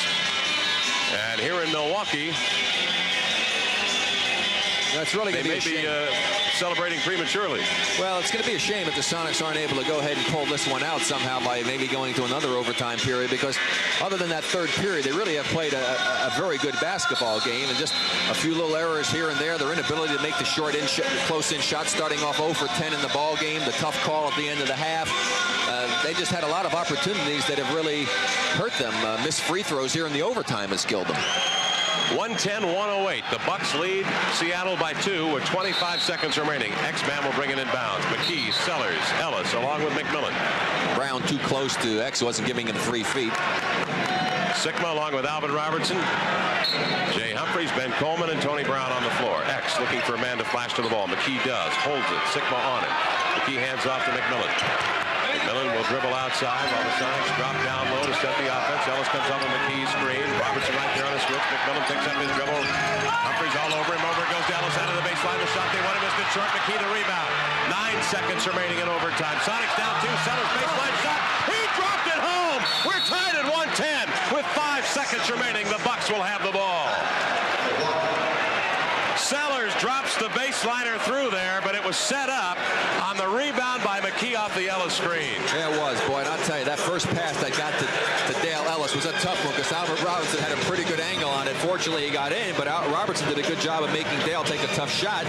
But the big play right now for the Sonics was certainly the offensive rebound of Derek McKee. And then the X-Man had a chance to maybe get a little impatient and throw up the shot when he received it, but he saw Sellers in the right corner of his eye with good peripheral vision and knew that Sellers had a better look at it. And Brad Sellers knocked in. Very big shot for Seattle to force the Bucks into this situation where they have to make a basket or force overtime number 2. 5 seconds remaining. 110 the score. Derek McKee, talking about McKee now, with that big controlled tip and the rebound on the Ellis miss, has 10 rebounds for the night. 20 points for McKee. From the line, he is 5 of 8. McKee with a very, very big night here for the Sonics. And remember, now they're playing also with Michael Cage, who was fouled out of the ball game. Michael's sitting on the bench right now, and that certainly doesn't help him any. But hey, his substitute, the guy who came in for him, just hit the big shot to tie it up here once again. I tell you, these guys wanted to go to another overtime. I think there's a conspiracy to try and have me get no sleep tonight. Where are you headed tomorrow, Rick? Well, I got a 6:05 flight out of Chicago to Phoenix to do a game for TNT, and so I have to drive to Chicago tonight, so this could be like no sleep. See you in Chicago Saturday morning, huh? Take a couple of toothpicks with you. 110 is the score with 5 seconds remaining in the first overtime. Free throw shooting in the OT. Sonics 5 of 8, Milwaukee 1 of 2. Those 3 misses, very big misses for the Sonics. Field goal shooting. Sonics are 0 for 6. Milwaukee 50%, 3 of 6. You mentioned Sellers getting the big shot. Defensively, he's been checking Ricky Pearson, doing a pretty good job. Well, yeah, we've obviously hit that one field goal that we needed at that time, but the free throws were good because it's because they're going inside and creating opportunities for themselves like they did in the first half. The third period, they didn't do a lot of that, but right now it's defensive time again for Seattle. Del Harris takes a deep breath and sends Tony Brown out there to bring the ball inbound. Sonics with the same 5 they had before the timeout. 110. 5 seconds remaining in overtime. Tied in Milwaukee. Tony Brown to get the ball inbounds. What have we got? A timeout called by the Bucks? No, I think they're saying that X-Man took up the slack and they didn't give him the 3 feet. Yeah, you're right. And it's a delay of game warning. Danny Crawford will back off X. And now Tony Brown will be given the ball again. 5 seconds remaining. We're tied. This is overtime. Ball comes into Humphries. Oh, he's got an opening. Pulls up. McMillan holds his ground. Quickly deflects the shot. It rolls up. Missed shot. Inside McMillan the rebound, and that ends the overtime. Del Harris wanted a foul, but I'll tell you what, McMillan played excellent defense on that Humphries jump shot. You're absolutely correct. That was terrific defense. Didn't get up in the air. Made him take a tough shot. Kevin, we might have had a real big break for the Sonics at that last shot that was taken. Now watch Derek McKee as he goes up here on the shot to get the rebound. He goes into the net and hits the backboard as the ball was still up on the cylinder. That could very easily have been called goaltending, which would have ended the ball game. Quite right. Bernie Fryer was on the baseline. Apparently his determination was that the ball was not in the cylinder. And a good thing because it forces a second overtime. I think why he let it go. It looked like Derek might have gotten pushed a little bit. Didn't want to call the foul, and so he didn't want to make that other call to end the ball game. Good discretion shown by Bernie Fryer as we go to the second overtime. Tied at 110. The Sonics win the draw. They win the jump ball. Sellers deflecting it out there to McMillan. McMillan left to the key. They set the offense. McMillan over to X off of the key screen. Raises, fires, hits. Xavier McDaniel. 31 now in the ball game for X. 112 to 110. That's the way to get it started with 4.5 minutes remaining in the second overtime. The Sonics leading by 2. Alvin Robertson outside sets the floor. Humphries with the ball now at the far flank.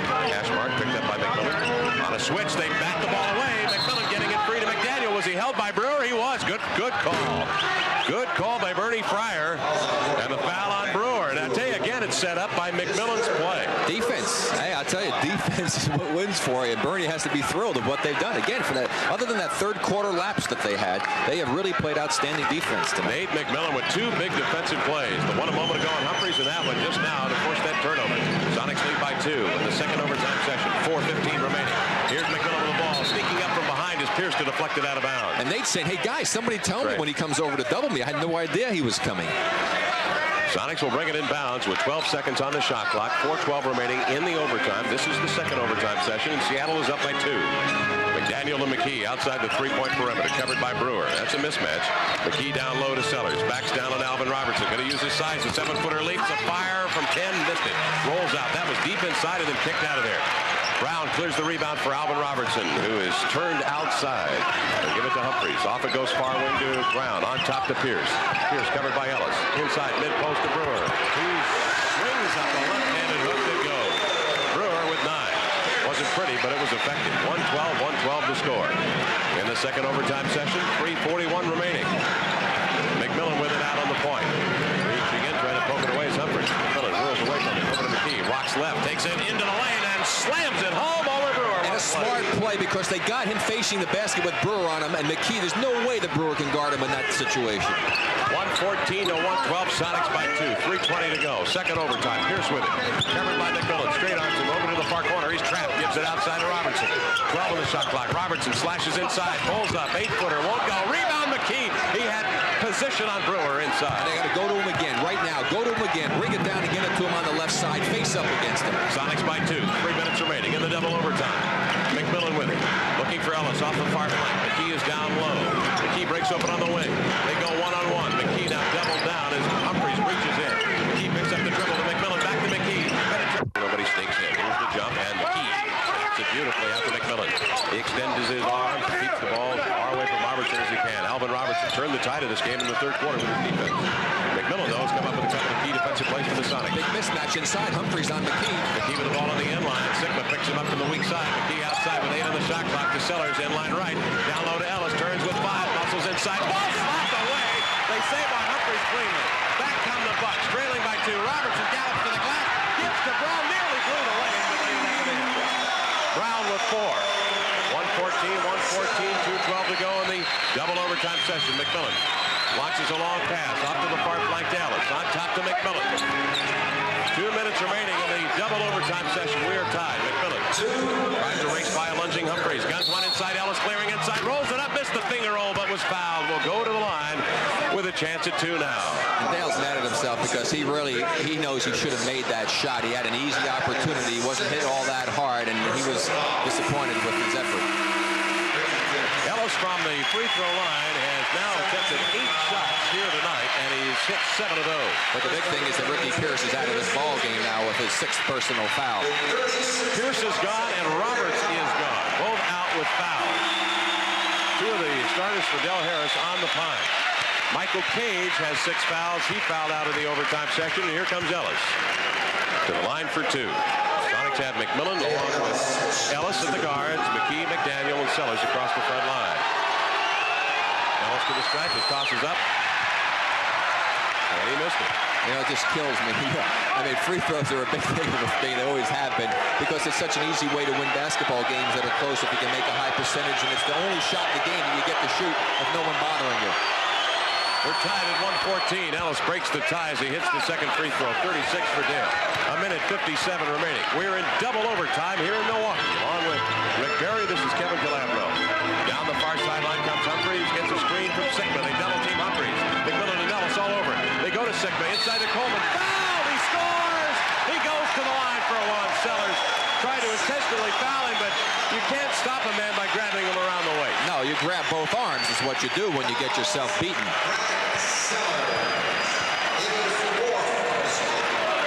So Ben Coleman steps to the line. Coleman had 9 points all in the second half of regulation.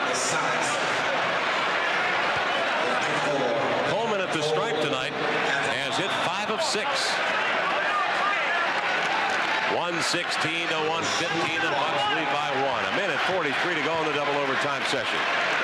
Coleman's shot is up. He got it. Bernie will call a timeout. 12 for Coleman. The Bucks lead by 2. 117 to 115 with 1:43 remaining in double overtime.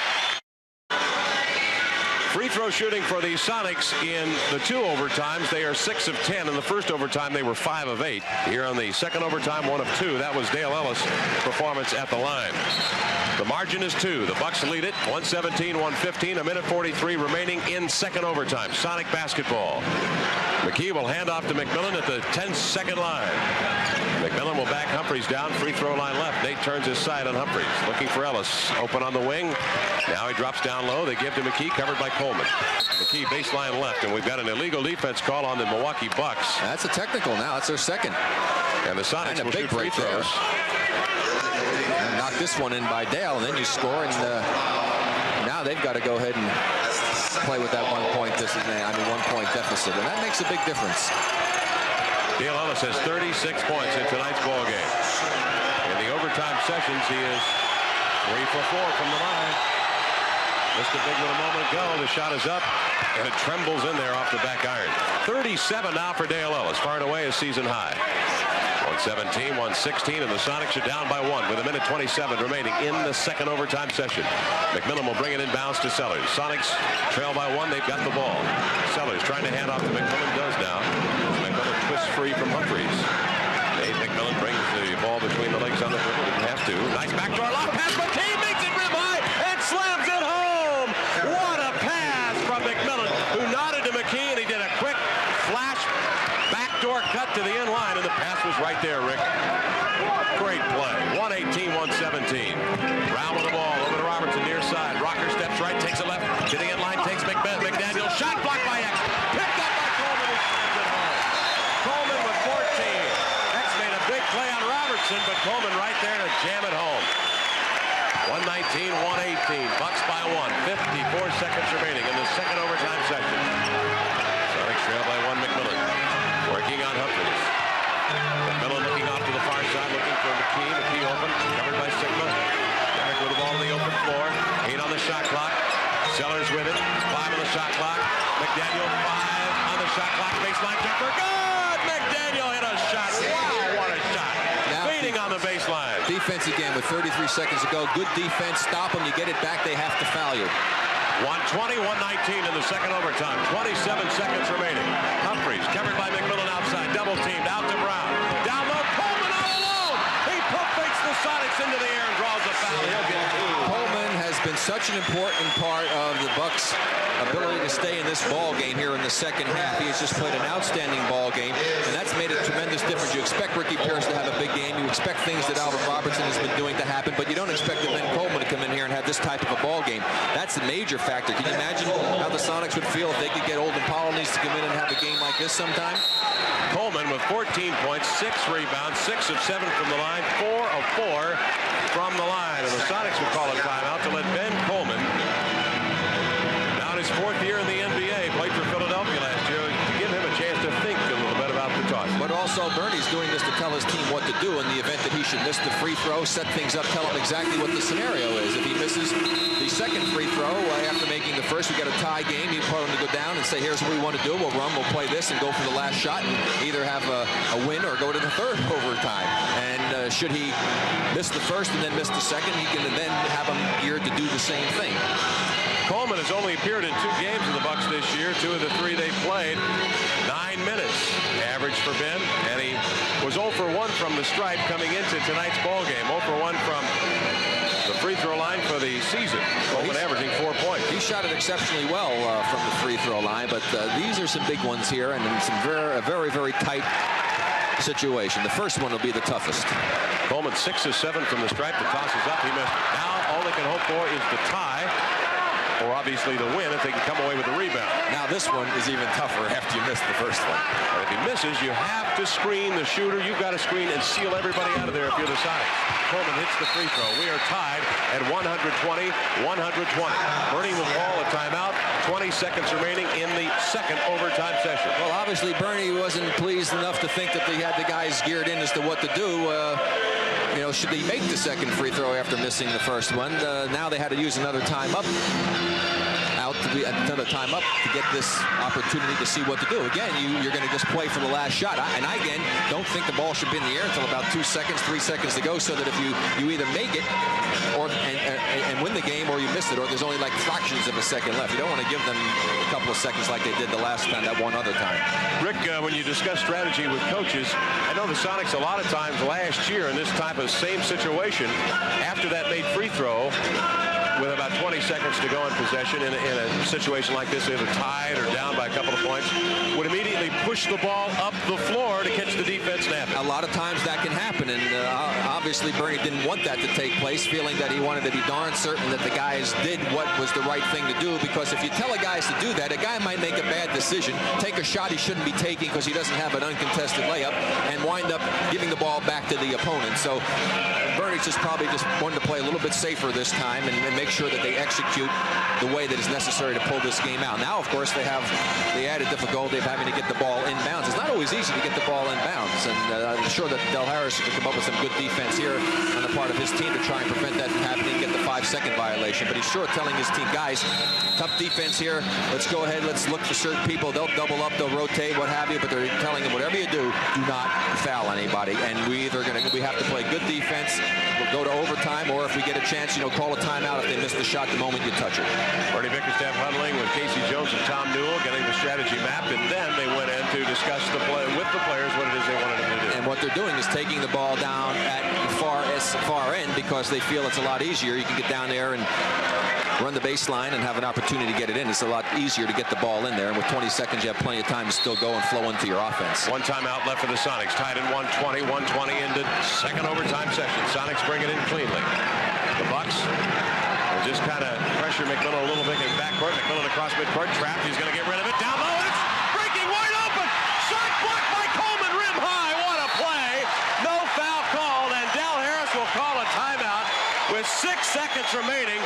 They're saying there was no foul as Coleman came from behind McDaniel to block the shot. Let's take a look at that one. This is unbelievable. What a great pass on the part of Nate McMillan to see the open man, the X-Man. He goes up for the dunk from behind. Coleman got got the front part of the ball. Sure That's did. just a great play. It did not look like there was any arm there. We've got another angle from a little wider shot. We'll take a look. There's the great pass inside. Coleman quick to react. The X-Man wanted to go for the dunk. He gathers himself as he goes up strong. Here comes Coleman. Boom. Ball.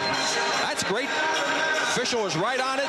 Terrific play. They wanted a foul. It was almost a foul, really, on the X-Man hitting Robertson with the ball.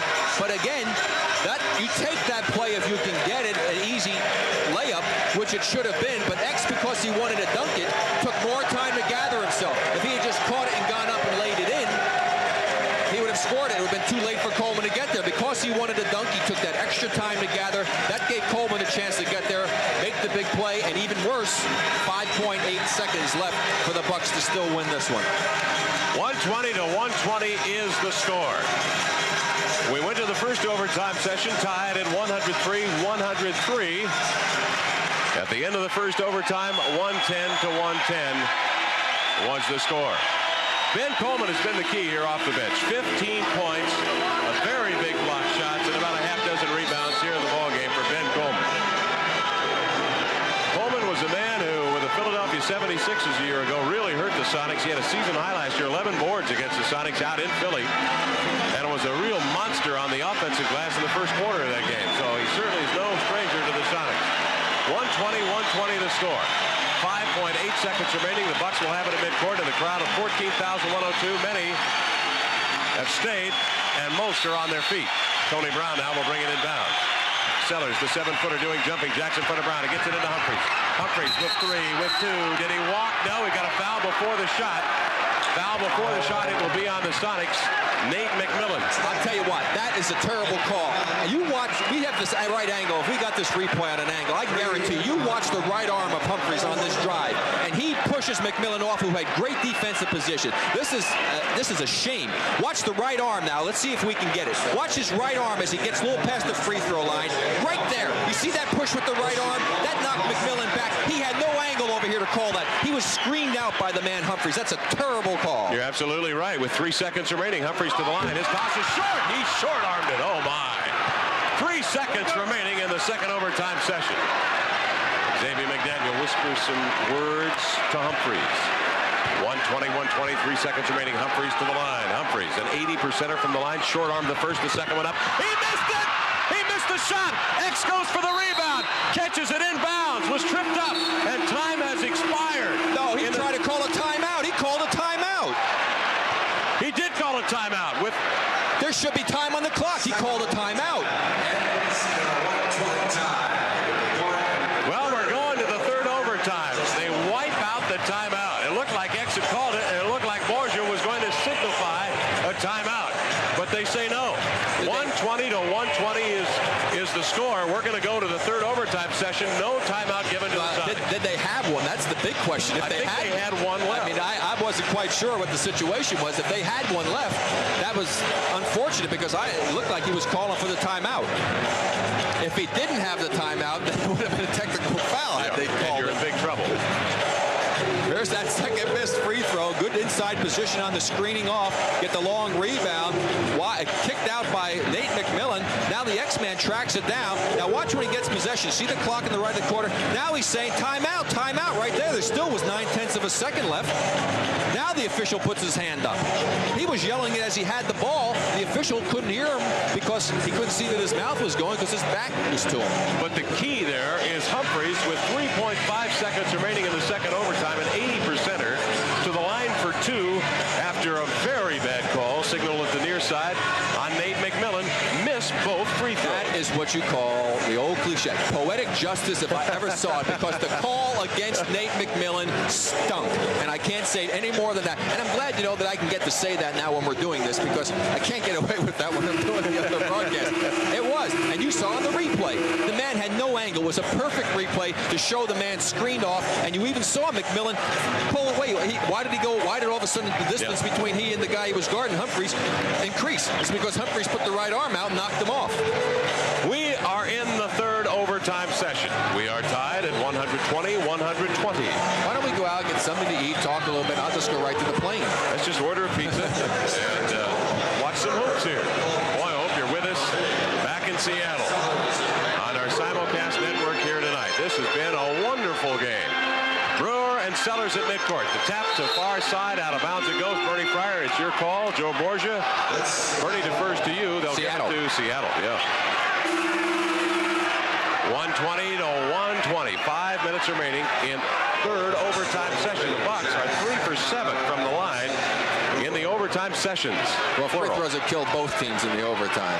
Both teams could have won this ball game had they made some free throws. Or in the overtimes.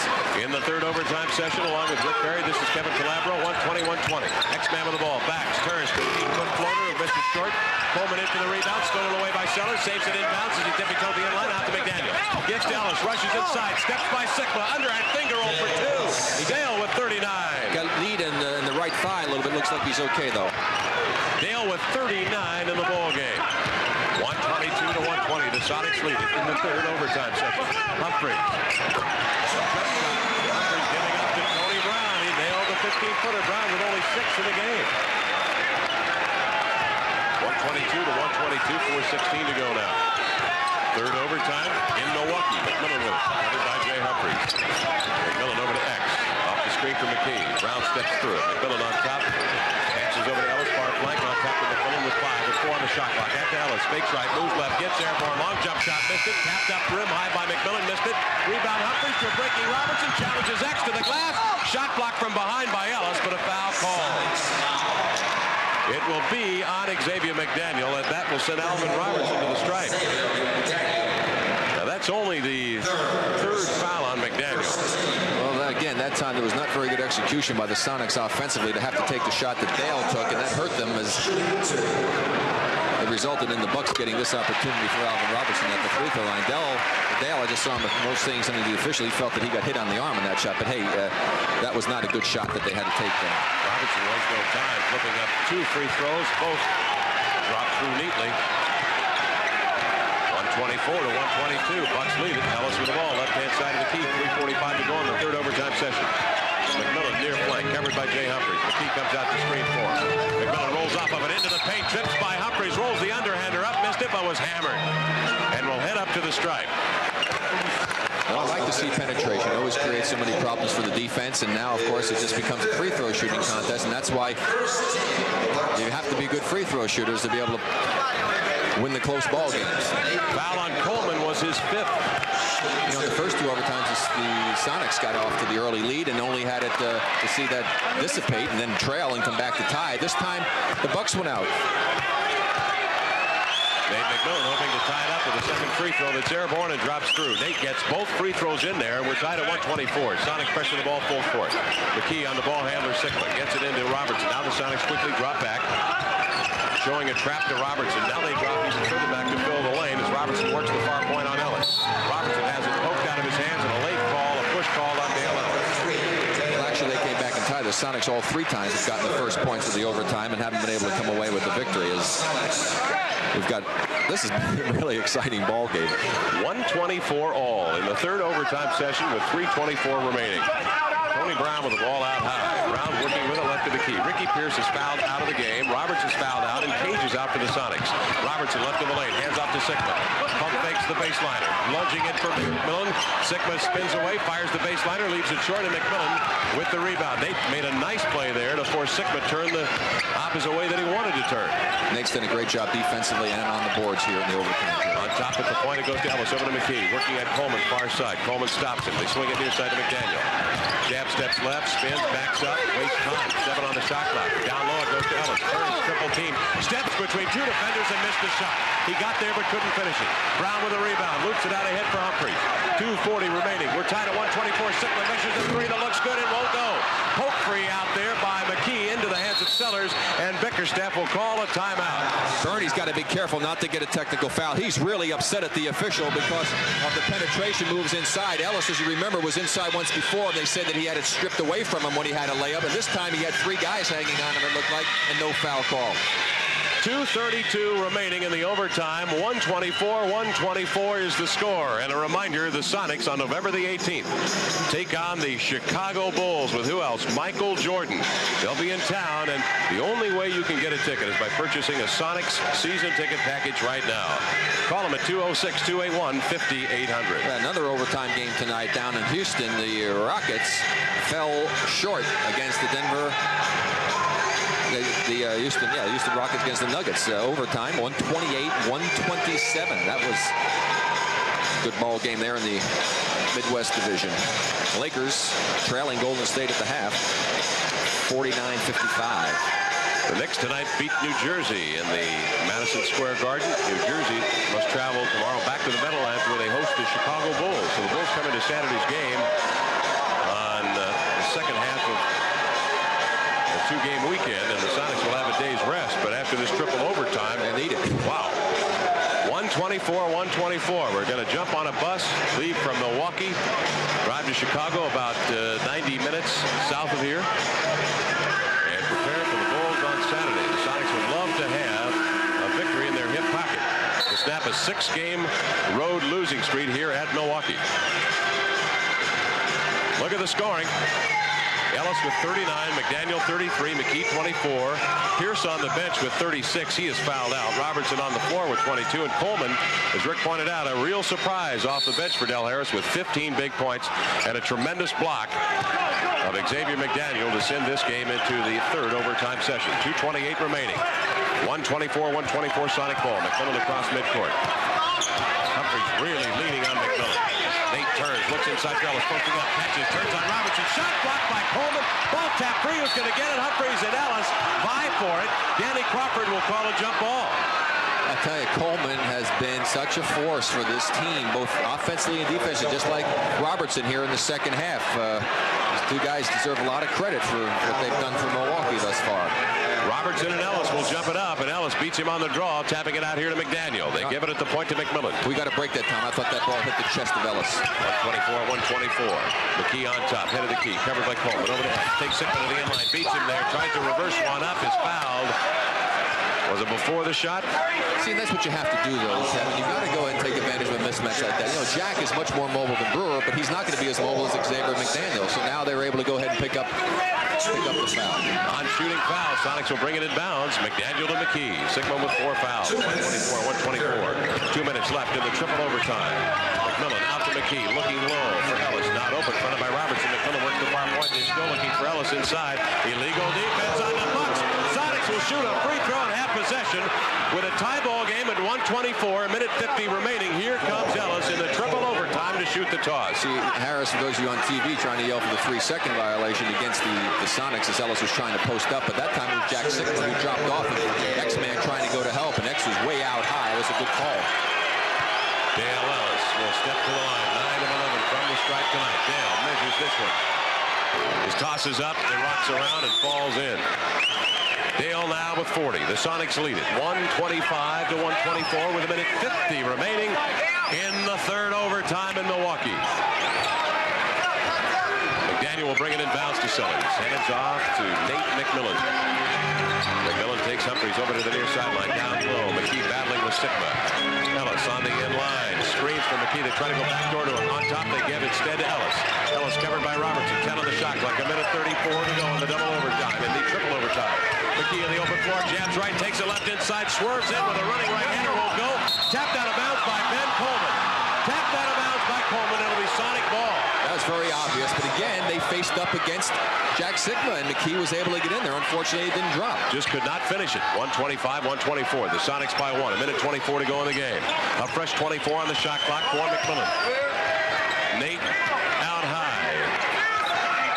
They work off the ball on the weak side with a series of screens and picks that frees Ellis out here between the double circles. Over to McDaniel, off the Sellers screen, hesitates, heads to the inline, gets back to Brad. 4 seconds on the shot clock. Sellers leans in, missed his shot. Ball is free. Humphries picks it up. Sonics by 1. Robertson breaks the other one into the lane. Leader won't go. Ellis with a rebound. Sonic ball. 53 seconds to go in the game. 125-124. Boy, Robertson had the shot that they were dreaming about, but he left it short as he approached the glass. McMillan over to Ellis, immediately turns, launches. He won't go. team. And we've got a jump ball. Sellers and Coleman. So now Brad made the mistake of not getting the ball up over his head high because he allowed Humphries to sneak in and get him trapped. But of course, he's going to be able to control the tip. Now, whether or not he tips it to one of the Sonics, we'll find out in just a second or so. He doesn't want to tip it behind him, I don't think. No, but you got to get a position where you screen guys off. McMillan now facing you for those on TV. He's got to screen Coleman off, and so does Ellis against Robertson. Don't allow him to break away. Coleman does break away, but the ball is tapped out of his hands by Ellis and off his knee out of bounds. It'll be Milwaukee basketball. Coleman, the bigger of the two, simply put his left arm on McMillan and pushed his way by him. Well, again, not good execution that time on the part of the Sonics. As you can see, Robertson trying to make the move as the ball was being tossed. He may have broken the plane before the ball was actually thrown up there, but that's a call you're very rarely going to get. But even Coleman was able to sneak in there, Kevin, as we talked about. It was obvious that that's what they were going to attempt to do because that was the obvious place that the tip should go. 125, 124, 33 seconds left in the triple overtime. Let's pause 10 seconds to identify the stations on the radio network of the Seattle Supersonics Broadcasting Network. With Rick Barry, Kevin Calabro in Milwaukee tonight at the Bradley Center. Glad you've stuck with us on this one. The Sonics in triple overtime have a 1-point lead, but the Bucks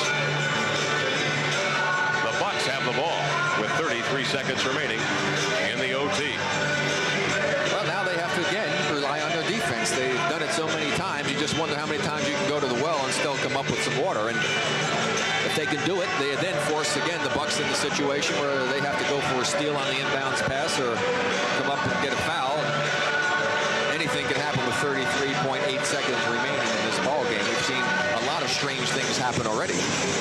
Both teams had a day off yesterday, so they have had sufficient rest.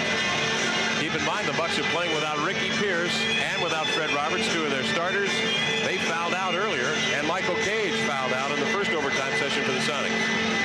Well, yeah, certainly that can hurt you some with Michael out of there because he can really go into the board so well. But, of course, Brad Sellers, who came in for him, hit a big shot to tie the game to be able to force an overtime. So that's worked out quite well. In overtime, a final. Denver squeaks it out over Houston tonight, 128 to 127. 125, 124. Sonics lead the Bucks, 33 seconds remaining. Dale Ellis up to 40 points in the ball game. His career high, 49 points. And Ellis and company will come out onto the blank surface now. It'll be McMillan and Ellis at the guards. McDaniel, McKee, and Sellers along the front line. Del Harris will send out Tony Brown, along with Jack Sikma, Ben Coleman, Alvin Robertson, and Jay Humphries. Tony Brown to bring the ball in bounds. 7-foot Brad Sellers jumping in front of him. They get it into Alvin Robertson. Good shooter outside. He bumps it over to the far side to Brown. Nice lob pass inside Coleman. Plants his feet, double teamed. He goes up. Wild shot. He hit it. He had 4 people on him and managed to levitate above him and drop in a soft right hand. 17 for Coleman.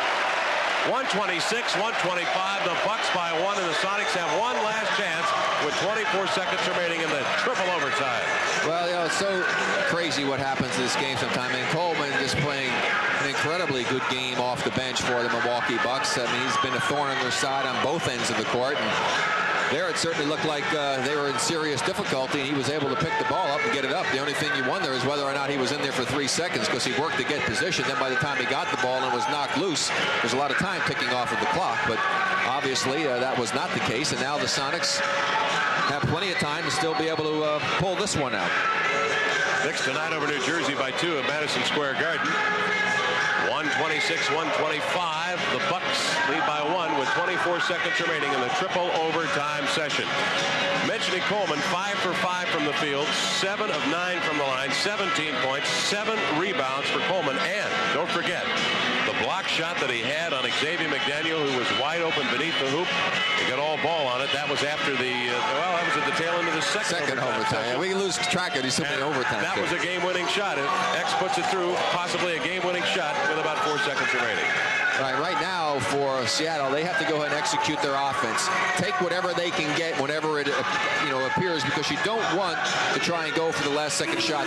Because now it's a situation where you either win or lose, and you sometimes want to give yourself an opportunity for perhaps an offensive rebound in this with this scenario existing right now. But there is still plenty of time left for them to do something, and then you put the onus back on the Milwaukee Bucks. But this has been a very exciting ball game. And with the strange things we've seen happen so far, who knows what might take place in this final 24 seconds. And our radio crew, our thanks to Brian Learned, engineer, Dave Geyer, our network coordinator, Kim Ackerley, our producer tonight on television, Jim Ross and Bob Leibchuck in the truck tonight, directing and producing the television end of our simulcast.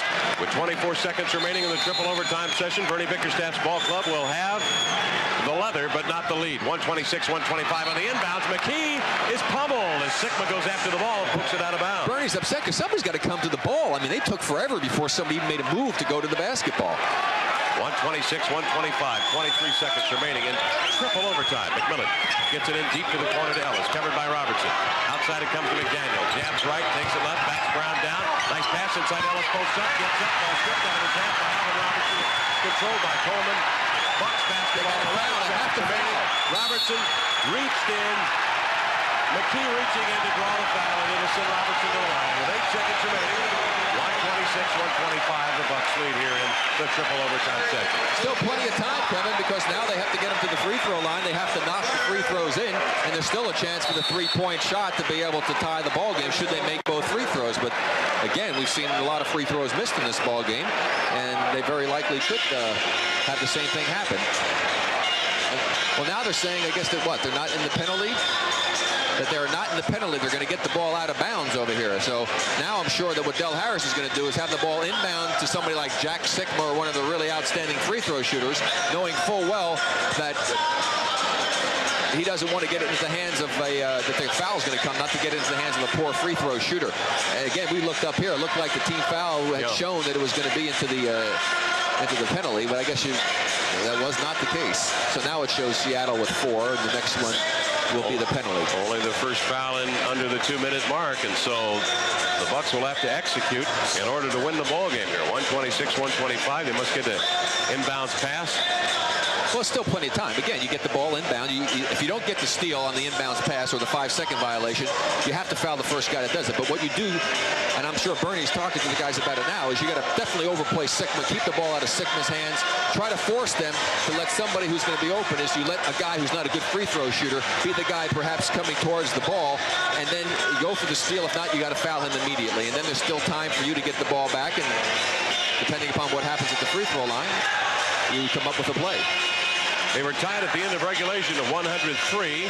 The end of the first overtime at 110. The end of the second overtime, 120. And it's 126-125 now in the third overtime session. You know, I'll tell you, I can't remember seeing a game that so many balls were knocked out of guys' hands close to the basket without the officials making foul calls.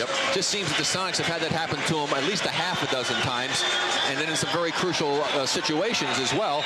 And normally, you know, that's a reach in trying to go for the ball. Generally, the officials don't allow those to go very often, and there's been a very high percentage that have gone in the Bucks' favor. And Alvin Robertson that time had the steal on Ellis. Tony Brown to get the ball inbounds. It's deflected out of bounds, and it will be Milwaukee basketball. I'll tell you, Jay Humphrey sprinted into forecourt, and it looked like he was open. McMillan was about a stride behind. 126-125, 7 seconds remaining in the triple overtime. They stack at center court. Now they race for the ball. Sigma gets it inbounds. Can't foul him. They do. Again, see, you got to overplay Jack. You can't let Jack be the guy to get the ball, and that's who they're looking for. But, you know, he hasn't missed a free throw all season long, and this would be a great time for him to miss it. And he's not exactly infallible. You remember a big free throw last year in the playoff game that he missed against Atlanta. So it's not inconceivable that Jack might miss one here, although not being a betting person, I mean, I certainly wouldn't want to bet on it. Second last year in the NBA, 90%. A year before that, he was #1 in free throw percentage in the NBA. He is 15 of 15 on the year. Came in 9 of 9 from the line. He's at 6 of 6 here tonight. Now, unfortunately, Derek McKee is out of it. Keep fouling out, and Olden Polonese now moving in for the Sonics. McKee tonight, 24 points, 12 rebounds. Big night for Derek. 126-125. The Bucks lead by 1. With just under 6 seconds remaining in the triple overtime. Sonics still have a chance to tie it should Sigma hit both of them. He missed it. Oh, my. It'll rim right out of there. Jack will get another one. Holy smokes. Sigma with another one. If he misses, the Sonics have to get the rebound, have to call the timeout. Sigma hits. The Sonics call a timeout. Sikma now with 14 points, a string of 15 of 15 from the line on the season. Snapped as Sikma misses a big toss. Well, of course, what that does now, though, is just gives the Sonics an opportunity to go ahead and not worry about going for a three-pointer and just running a good play on the inbounds play and getting a chance to go to the basket where you can get a chance for a three-point play, get fouled, or what have you. So that makes things a little easier. And with 5.4 seconds to go, that could certainly happen. It'll be interesting to see if Del Harris comes out and defends him at half court with Humphries playing off the ball, waiting to pick up somebody cutting to the basketball. They've done that, and they've actually come close to causing a problem for the Sonics as far as getting the ball in. Normally, I like to have a guy all over the passer. I, as a passer, loved it if a guy wasn't guarding me and somebody dropped off, because now you just stand there and you wait and you see when somebody gets open, you have the luxury of being able to survey the situation to make the pass and then call a timeout if you want. But when you have a guy up on top of you, don't have that luxury. So I just think that now they have to get more people coming towards the basketball because they haven't been sending many people. And you've got to get the ball into somebody's hands and a chance to maybe go right to the basket with somebody spotting up for a dish off if you don't have the lane. Sonics take on the Chicago Bulls November the 18th. Call now for your Sonics ticket packages. Sonic representatives are standing by at 206-281-5800. The Sonics will be taking on the Chicago Bulls on Saturday night. Be with us for that one. That ought to be a beauty. Dale Ellis has had a big night tonight with 40 points. The Bucks free throw shooting in overtime, 6 of 11. Sonics 10 of 14. This is the third overtime session. 127 to 125. Just under 6 seconds remaining in the game. Rick, who's the hot man at this point? You'd think Ellis, but the last time they moved it low to him, the ball was stripped out of his hands, and here comes a rookie, Dana Barros, now on. Well, because of his great quickness, hoping that he can get the penetration perhaps that's necessary to get to the basket and then have people to dish out to. You got three guys who can hit the outside shot. You've got McDaniel, Ellis, and also Sellers. And I would imagine they might try to get Dana Barros the basketball, put him in a tough situation, but he's got a lot of poise for a rookie. And if he gets it, I'm sure Bernie said, go to the basket. If you got the shot, take it. If not, look for somebody open. Now, see, Dell does put somebody up on the ball this time. Yeah, after the officials at midcourt were conferring, that gave the Bucks enough time to make the alteration, and that's what Bernie Bickerstaff is chatting about with Danny Crawford, saying, Danny, when you two met at center court, that gave Del Harris enough time to bring Sikma up to pressure the basketball, and that changed the course of his strategy. Bernie is keeping mad. Del Harris, meantime, is directing his crew. He wants to bring Jeff Grayer up off the bench. Grayer not a particularly tall lad, 6'5". Let's see, he will pressure the ball now as they bring Sikma. They bring Sikma to the bench. But I wanted to have good, quick, mobile players out there on the court. Jack's certainly not as mobile as Grayer. And Bernie will counter by sending Olden Polonese now into the lineup. 127-125, the Bucks lead. 5.4 seconds remaining. Sonics will have the ball at midcourt. They won't allow Polonese in, will they? They should. And now they will. As Olden now will come in for whom? Dana Barros on the floor at 5'11". McDaniel out there along with Ellis. Now Sellers will come off and Polonese will stay on. McDaniel, Ellis, Barros, Polonese, McMillan. Here's the inbounds pass. Sonics down 1. 6 seconds remaining. McMillan gets it into Dale. On Robertson. Beats him on the baseline to the glass. Lays it up. Good! He laid it up and in! Sonics have tied it at 127 all. But 3 seconds remaining in the ball game. And Harris complaining to the officials saying that Nate ran on the sideline and it certainly looked like he might have taken a couple of steps to get the angle to make that inbounds pass. Dell had good reason to complain. The only bad part about it, Kevin, is the Sonics did that so quickly, they're giving Milwaukee 2.2 seconds to have a chance to pull this one out. I didn't think quickly enough, though, Rick. I really didn't. When Ellis had it on the baseline, oh, you got to do it. Jab step on Robertson. I thought, holy smokes, he's not going to get a shot off. But he made that one extra move that counted. He improved himself. Robertson didn't want to overcommit and send him to the line. He lost the ball. Was what happened, and he tracked it down. He almost lost the ball, and that's what helped him. The ball went, fortunately, when he lost it towards the basket, which made him take that extra step. And again, in this situation, you can't be that concerned about the clock. You take whatever you can get when you can get it. As I was saying, unfortunately, there's still 2.2 seconds. I'd rather have seen 0.2 seconds up there. Because 2.2 is a lot of time. What a strange game. You have Jack Sikma moments ago with a chance to put the Bucks up by 3 at the line with 2 shots. And he blew the first one, snapping a string of 15 well, hey, to 15 Humphries is an 80% shooter, missed 2. Humphries missed another 2 overtime. In that second overtime session.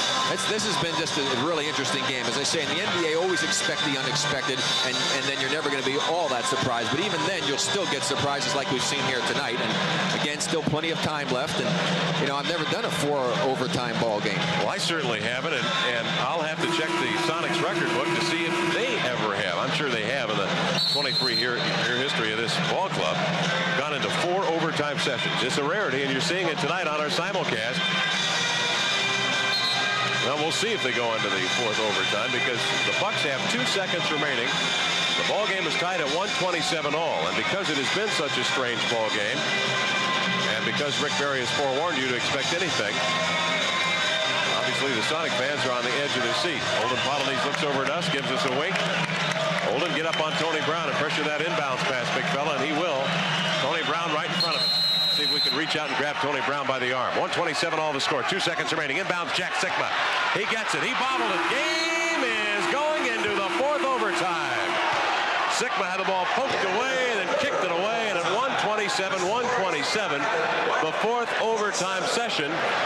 We have no breaks remaining. We'll keep it here. And Rick Barry, I'll just drive you to the airport for that flight at 6 in the morning from our ball game here tonight. It's okay. This is fun. It's worth it. It is 9:16 on the Pacific Coast, and it's a 11:15 here in Milwaukee. And many of the fans have seen enough. 14,102 scurrying for the exits. That's surprising. No. I think everybody's getting up because they have to probably go see a man about some business. They've been sitting here a long time, Kevin. Well, the Sonics have Dale Ellis leading them with 42 points. And I'm sorry that I brought that up, because now I'm thinking about something myself. and Ricky Pierce with 36 points leads the Bucks, but Pierce with a career high has been on the bench. He fouled out. Roberts has fouled out. Cage has fouled out for the Seattle Supersonics. We're going to go to the 4th overtime session.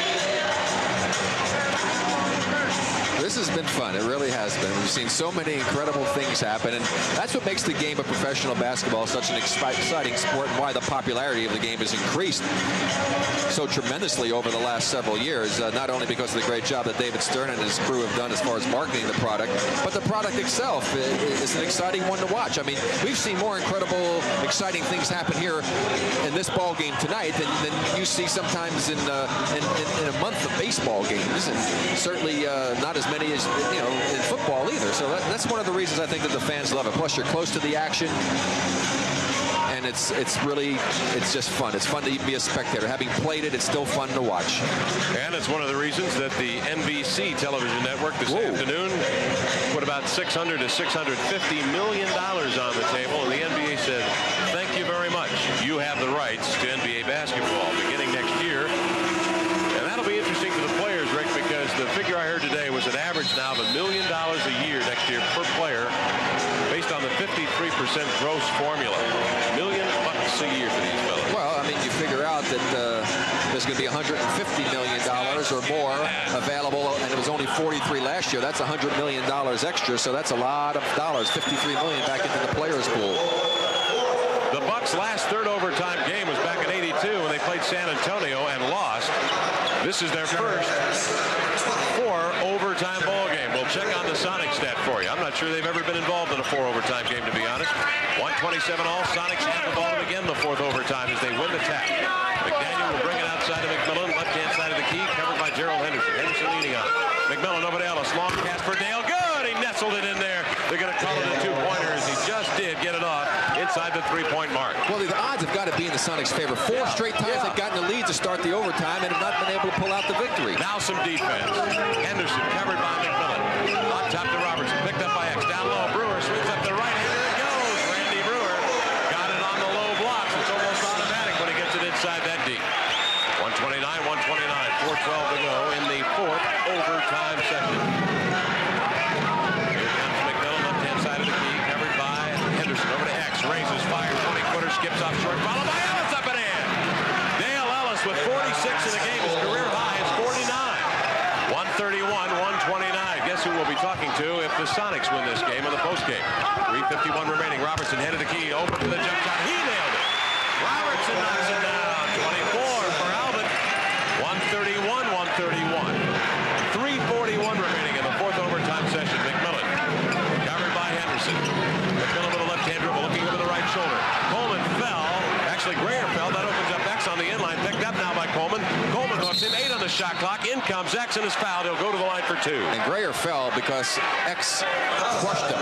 Threw a forearm shiv at him and knocked him down. Now Coleman going at it a little bit with Polonese, but wisely they get apart. Now let's watch on this replay. Now watch the X-Man on here. You're going to see the Sonics get away with a break here because he definitely fouled Grayer. Well, here we're going to see the last play as he's coming across. That was the X-Man. That was after he had gotten the ball. And there you see the reach in and the foul. No question about that one. But prior to that, for the X-Man to get open, he committed a foul. No doubt about it. And a technical foul has now been called, I believe, on the Houston bench. No, it's on Ben Coleman. It is on Ben Coleman. Technical foul. Oh, did I say Houston? Harris was with Houston, of course, coaching in '81 when he took him to the finals. I met Milwaukee, of course, but Darren Harris has now been in his 3rd year as the head coach. And to the line goes Ellis and rolls in the free throw. Thanks, Rick. You got me on that one. 47 points now for Dale Ellis on the technical foul. It was on Ben Coleman. Now, X-Man to shoot free throws. Now we need these to go in because you want to get to that 3-point advantage because the Bucks not the most proficient 3-point shooting team. And that odd point could make a big difference. They've not been able to get themselves to that point. X with a big night, 33 points, 13 boards, and he knocks in that free throw. 34 for McDaniel, 133, 131, 3:27 remaining. Sonics in the entire overtime sessions, or actually X for the game now, 10 of 17 from the line, and he drops 2 big ones here. 35 for X as he hits the second one. Sonics pressure the inbounds pass. They drop Henderson. Henderson skip passes out of it to Coleman, who hands off neatly to Robertson. 134, 131. Sonics by 3 in the 4th overtime. 3:18 remaining. Coleman with the ball far side. High post to Brewer. Tapped out of his hands. Brewer chases it to the sideline. Double teamed, and we've got a foul called. Oh, my. It'll be on Sellers. Push on Brad. Brad Sellers. And I believe that is 6 on Brad. It is. That hurts the Sonics. Because I tell you what, Brad has played some outstanding defense here tonight. Brad will go to the bench. Sonics will bring in Sedale Threet. Threet to replace Sellers. Polonese on the floor, along with McDaniel, McMillan, Ellis, and now Threet. Henderson to get the ball inbounds to Jeff Grayer. Sonics have a size disadvantage now. Grayer with it out on top. Polonese muscling Brewer outside. Henderson playing peekaboo on a switch. It's Polonese on Henderson. Nice drops inside to Brewer. Tapped out of his hands. Saved and bounced by McMillan, but right to the white shirts. Grayer with it. Tapped away from behind by Threet on a lunging play, but a foul call on Sedale. Well, that was great hustle on the part of Sedale Threet that time to keep the ball alive. I mean, to keep the ball from being laid in easily. We'll watch again on this entire action. It's a penetration. X-Man in good position. It's thrown inside. Brewer has it stripped away that time by Nate McMillan. Then Nate tips it back in. And unfortunately, the Sonics couldn't track it back down. And then you saw the great diving play on the part of Threet. And that's only a foul to get the ball out of bounds for the Bucks. So he saved 2 points there with that hustle. 2:54 remaining in the 4th overtime. 134-131. Great play by McMillan and Threet. They team up on that defensive play. Grayer with the ball outside. Grayer over to the near wing to Robertson. Stolen by Ellis in a foot race. He'll challenge Grayer to the glass. He shovels it up and off, and a foul called. Boy, defense has done it right here, Kevin. The guys have come up with some big plays throughout the 4th period in the overtime. Foul is on Jeff Grayer, and Dale Ellis now will head to the stripe. I have to say overtime. 4th. This is the 4th overtime session. Ellis with 47 points unofficially. Let's check with our stat man, Mike Faulkner. Ellis's toss it is good.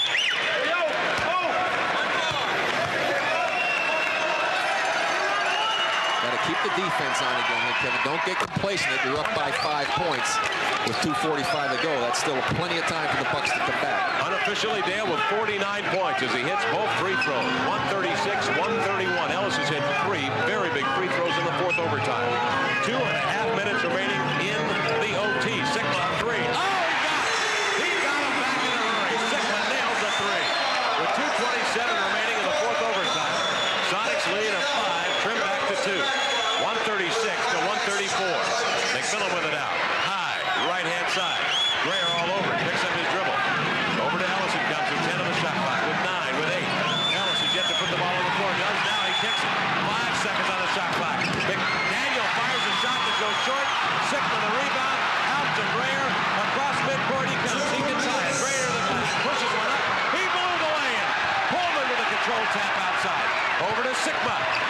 his way to the paint. Picks up his dribble. Double teamed out to Humphrey. 136-134. A minute 46 remaining in the fourth overtime. The Sonics with a 5-point lead. Sigma came down, nailed the three, and then the Sonics just simply did not execute on the offensive end, Rick. Well, no, they didn't. And what happened, they got caught into a one-on-one situation with Dale Ellis out high and Robertson on him, and that's not the way that you want to be set up to go for an opportunity to get your lead back up again. But you have to credit Jack Sigma with a big shot. What happened there, the Sonics made a switch, and they switched the small man over to Jack, and Jack was able to shoot it right over Sedale 3. Well, we keep this up. I'm afraid Bernie's liable to come over and ask me if I want to play. I don't know. Or me, that's even worse. Yeah, Sean Kemp, of course, has not seen any action in tonight's ball game, and I doubt if we're going to see him unless some more fouls happen, but I don't think that's going to take place. 1:45 to go, and Seattle has an opportunity to still do some damage here to the Bucks with their defense. Dale Ellis has tied a career high tonight with 49 points. X-Man with 35 and 13 rebounds at last word, and McKee fouled out with 24 points and 10 rebounds. Pierce has been on the bench for some time. He fouled out, I believe it was in the first overtime session. It occurred so long ago, I don't remember. Well, it's been about an hour and a half since the time. I think it's 10 o'clock, I think, when this game was supposed to be over. It is now 9:27 Pacific time. And here in the East, in the Midwest, I should say, it's 11:27. There are still fans in the stands. 14,102 showed up tonight, including that young lady. I tell you what, X and Dale and Nate have played a lot of minutes without getting a chance to get a whole lot of rest. Sonics lead by 2 with a minute 45 remaining in the fourth overtime. The Bucks will have the ball to get it inbound. Sigma handling. Hands off to Robertson. Checked by X-Man outside. Robertson has the ball poked away. 3 to the foot race. Robertson closes on it. 3 to the glass. Blocked from behind. Oh my golly. What a block by Alvin Robertson from behind. That is just great athletic ability and hustle on the part of Robertson. Here's 3 down the breakaway.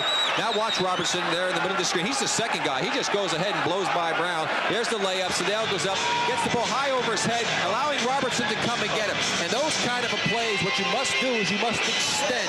You know that a guy's tracking you down. You can't just go straight up and go vertical with the ball high over your head. What you do is take off and extend, keep the ball out as far in front of you as you can, knowing that there's no way somebody can come over your back to make them block. But Threed had a good three-step lead on Robertson at midcourt, and Robertson closed quickly. Yeah, and the fans claiming here that it could have been traveling on the part of Sedale 3, and it looked like it might have been very close to that as well. But again, that's hopefully a lesson learned by Sedale. Let's take a look and see if indeed they have a reason to call for the traveling violation here. He picks up his dribble right there. 1, 2. Yes, it is. That is traveling. No question about it. The fans are absolutely correct. That should have been traveling. There was no question about it. The fans just got the replay that we got, and now we might have a brouhaha going on up in the stand. I mean, these fans are hot. That's a big, big play, and Sedale Threed, as you can see on the replay, as Rick told you, did walk to the ball. Mike Dunleavy's out there to chat with Bernie Fryer about it, but to no avail. The Sonics will take it, leading by 2 at 136-134 with a minute 32 remaining here in the fourth overtime session. Told you there was a lot of strange things that can happen in these games. I mean, we've seen so many amazing plays in this ball game. It's been a lot of fun. Well, the Sonics did play 1 overtime game.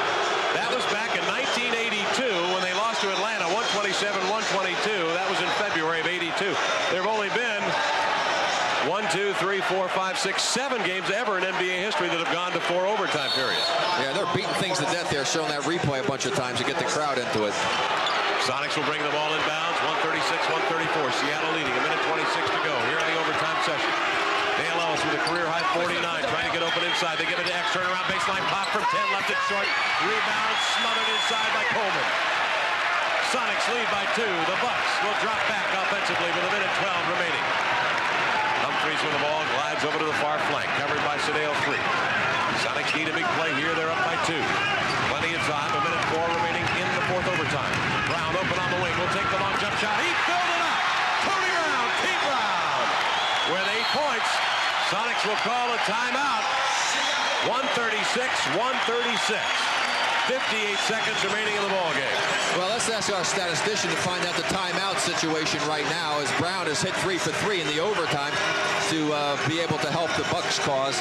And again, you just never know what might happen from players coming off the bench. But the Sonics again jumping out to a nice lead here in the 4th overtime period. Got it up to 5, only to see that frittered away and back down to a tie ball game. And now you've got a situation where the Sonics should, if they use the clock judiciously, come up with 2 possessions to perhaps 1 only for the Bucks. If they use the clock and use up most of the clock, unless the Bucks come down and took a very quick shot when they had their possession, it should be 2 possessions to 1, unless of course we get some fouls. But right now with 58.9, there's just plenty of time to go. The Sonics just have to continue, execute offensively, execute defensively. There have only been 2 games to extend past 4 overtime sessions. And both of them are history. I mean, distant history in the NBA past. Indianapolis, then known as the Olympians, played the Rochester Royals in 6 overtimes back in 51. The Anderson, I believe they were called the Packers at the time, took on the Syracuse Nationals in 5 overtimes, but that was back in 1949. There have been now in NBA history a total of 8 4 overtime games, including tonight. And the Sonics have been a part of 2 of those 8 4 overtime contests. They lost the first one in 82 against Atlanta. Let's see what happens here tonight. Dale Ellis has been the hot hand, tying a career high of 49 on 17 of 35 from the field, 13 of 15 from the line. He has 8 rebounds. 136. Sonics bring it up. McMillan across midcourt. Covered by Tony Brown. Nate McMillan in a holding pattern on the near point. Holiday's coming at the screen. He has to hold his ground and not foul. He does. McMillan over to Ellis. Springs, fires, misses short. They stop the rebound. Humphries has got it. Jay Humphries with the rebound. 38 seconds remaining in the game. In the 4th overtime, we're tied at 136 all. Jay Humphries with it. Bobbing and weaving and moving laterally to the near side. Under the guard of 3. 3 shadows him. Humphries on top to Sigma. Pass inside. Tapped away by Ellis. Picked up by Brown. Banging and scoring. Brown in overtime. 4 for 4. Tony Brown with 10. And a timeout call.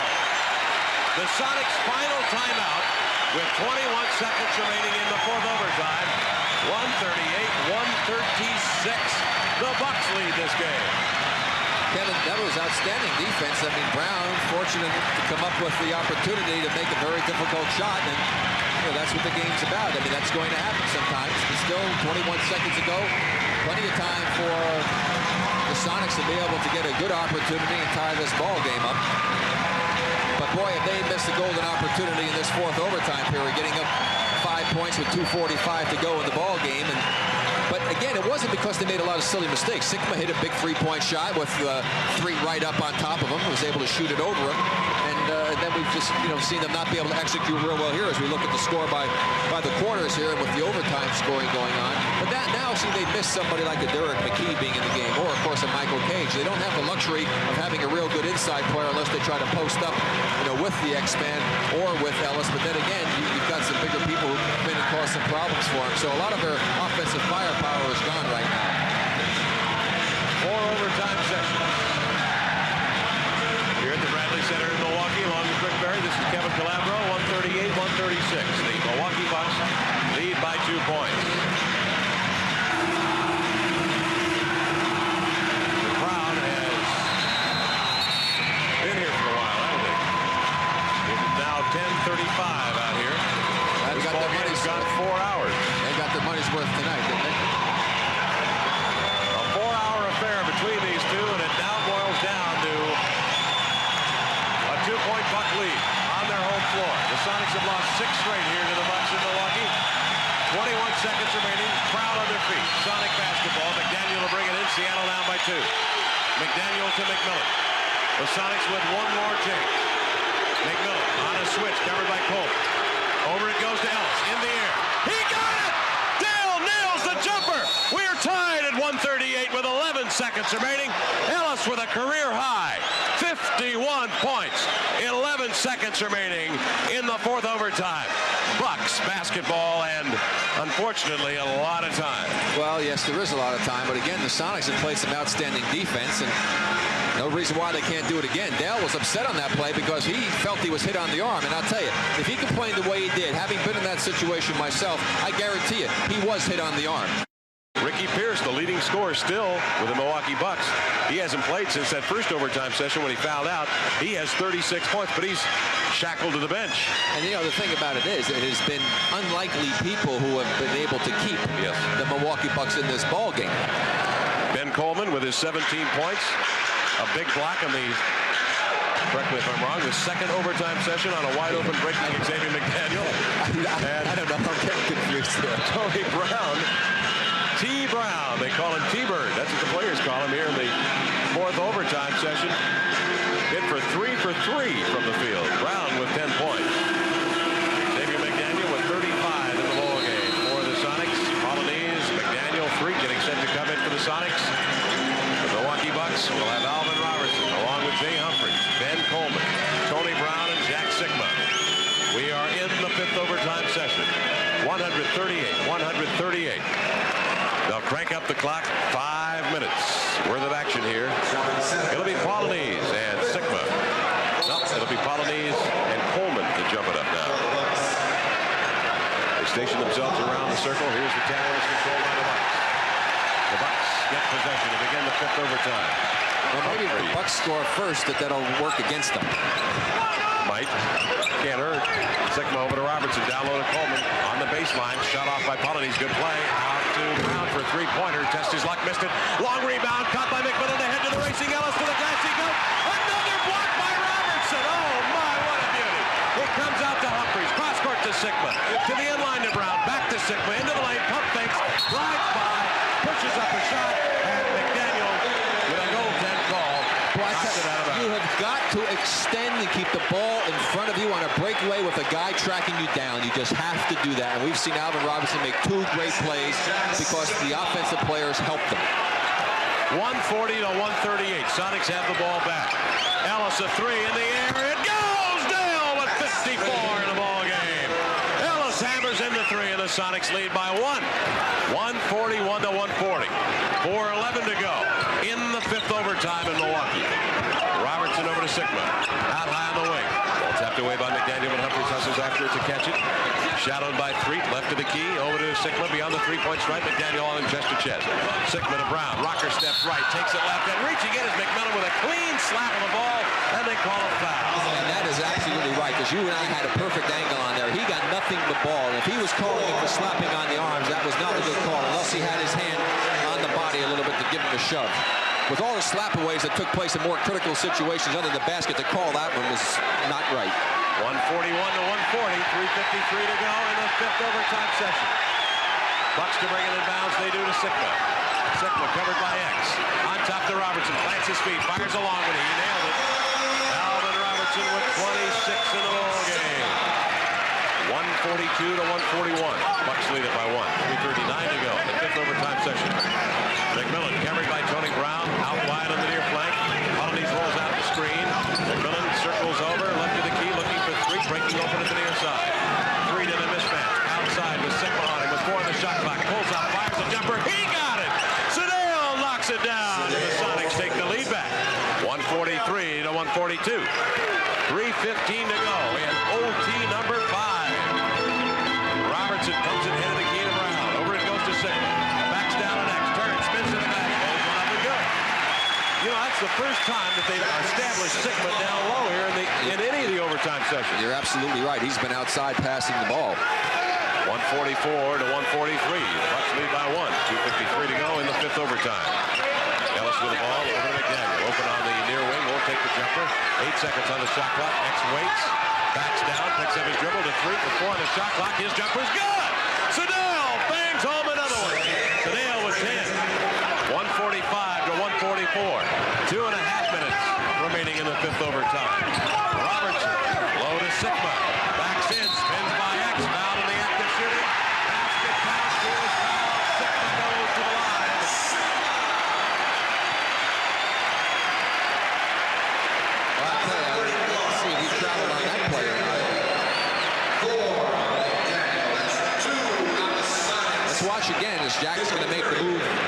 inside. There he goes. He's established the pivot foot. Now, one step, fakes it. Now watch him take the other step and go off the left foot. That's traveling. You're right. It's also history as Sigma goes to the line, 7 of 8 tonight. An excellent free throw shooter, but he broke a string of 15 of 15 this year on a big miss a moment ago in the third overtime, and he missed this one. And he goes after the rebound and nearly took out the entire Sonic bench. Last touch by Sigma, out of bounds. Sigma shaking his head. He can't believe that he's missing the free throw. He's missed 2 tonight. That's a rarity. 146 to 145. The Bucks lead by 1. It will be Seattle ball with 2:25 and out. Del Harris, let's see if we can get a shot at Del Harris. Well, it might be too late. Del Harris, that was amazing. He came out on the court to try to get this crowd up on their feet to cheer for his team. He came right out in the middle of the court, not quite at half court, to try and get the crowd into this ball game. Del Harris was rather vocal in his criticism of the Milwaukee fans when they only put 15,000 in this 18,000 seat venue, the Bradley Center, brand spanking new here in Milwaukee. Harris felt that they should have had a sold-out crowd on a Tuesday night when the Boston Celtics and Larry Bird came to town. Especially in light of the fact that they lost to Postman in Boston and won on television against the Philadelphia 76ers leading into that home opener.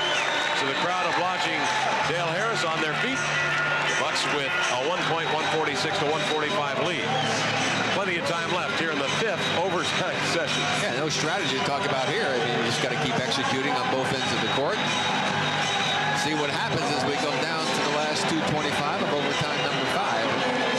Again, we just see so many things happen that you don't expect. I mean, who would have thought that Jack would have missed 2 free throws in this ball game? One of them a very critical one. This one, not necessarily as critical.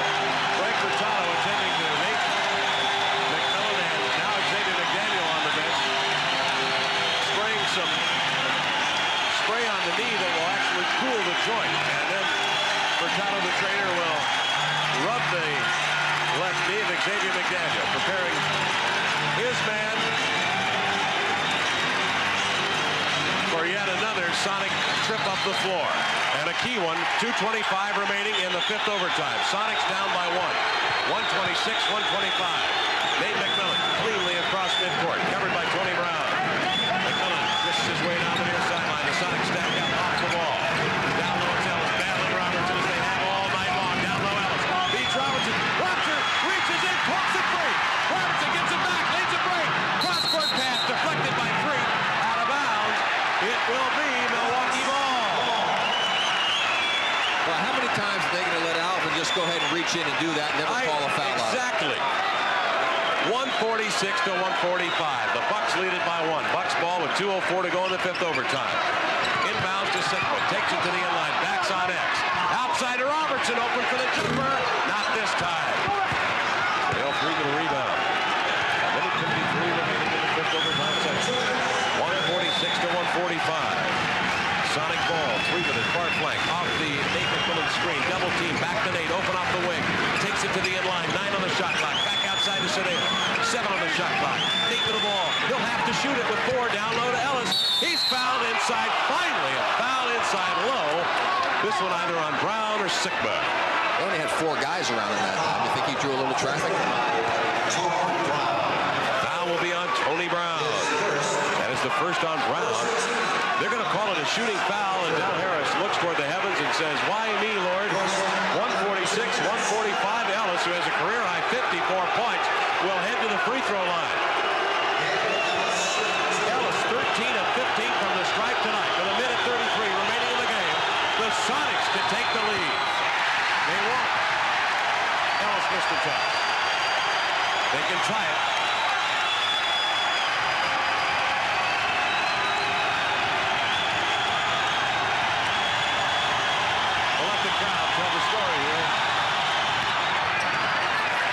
He made it. Ellis with 55. We are tied at 146. 146. A minute and a half remaining in the game. Ellis with a career-high 55 points. Brown open on the near flank. Won't take it. On top to Sigma. They roll it outside to Jay Humphries. Humphries right-hand side of the three-point stripe. Over to Robertson. Far flank. Robertson covered by McMillan. Chest to chest. Out to Humphries behind the Sigma screen. With 5 in the shot clock to Brown. He's run his string out. Now they 4 for 4 in the overtime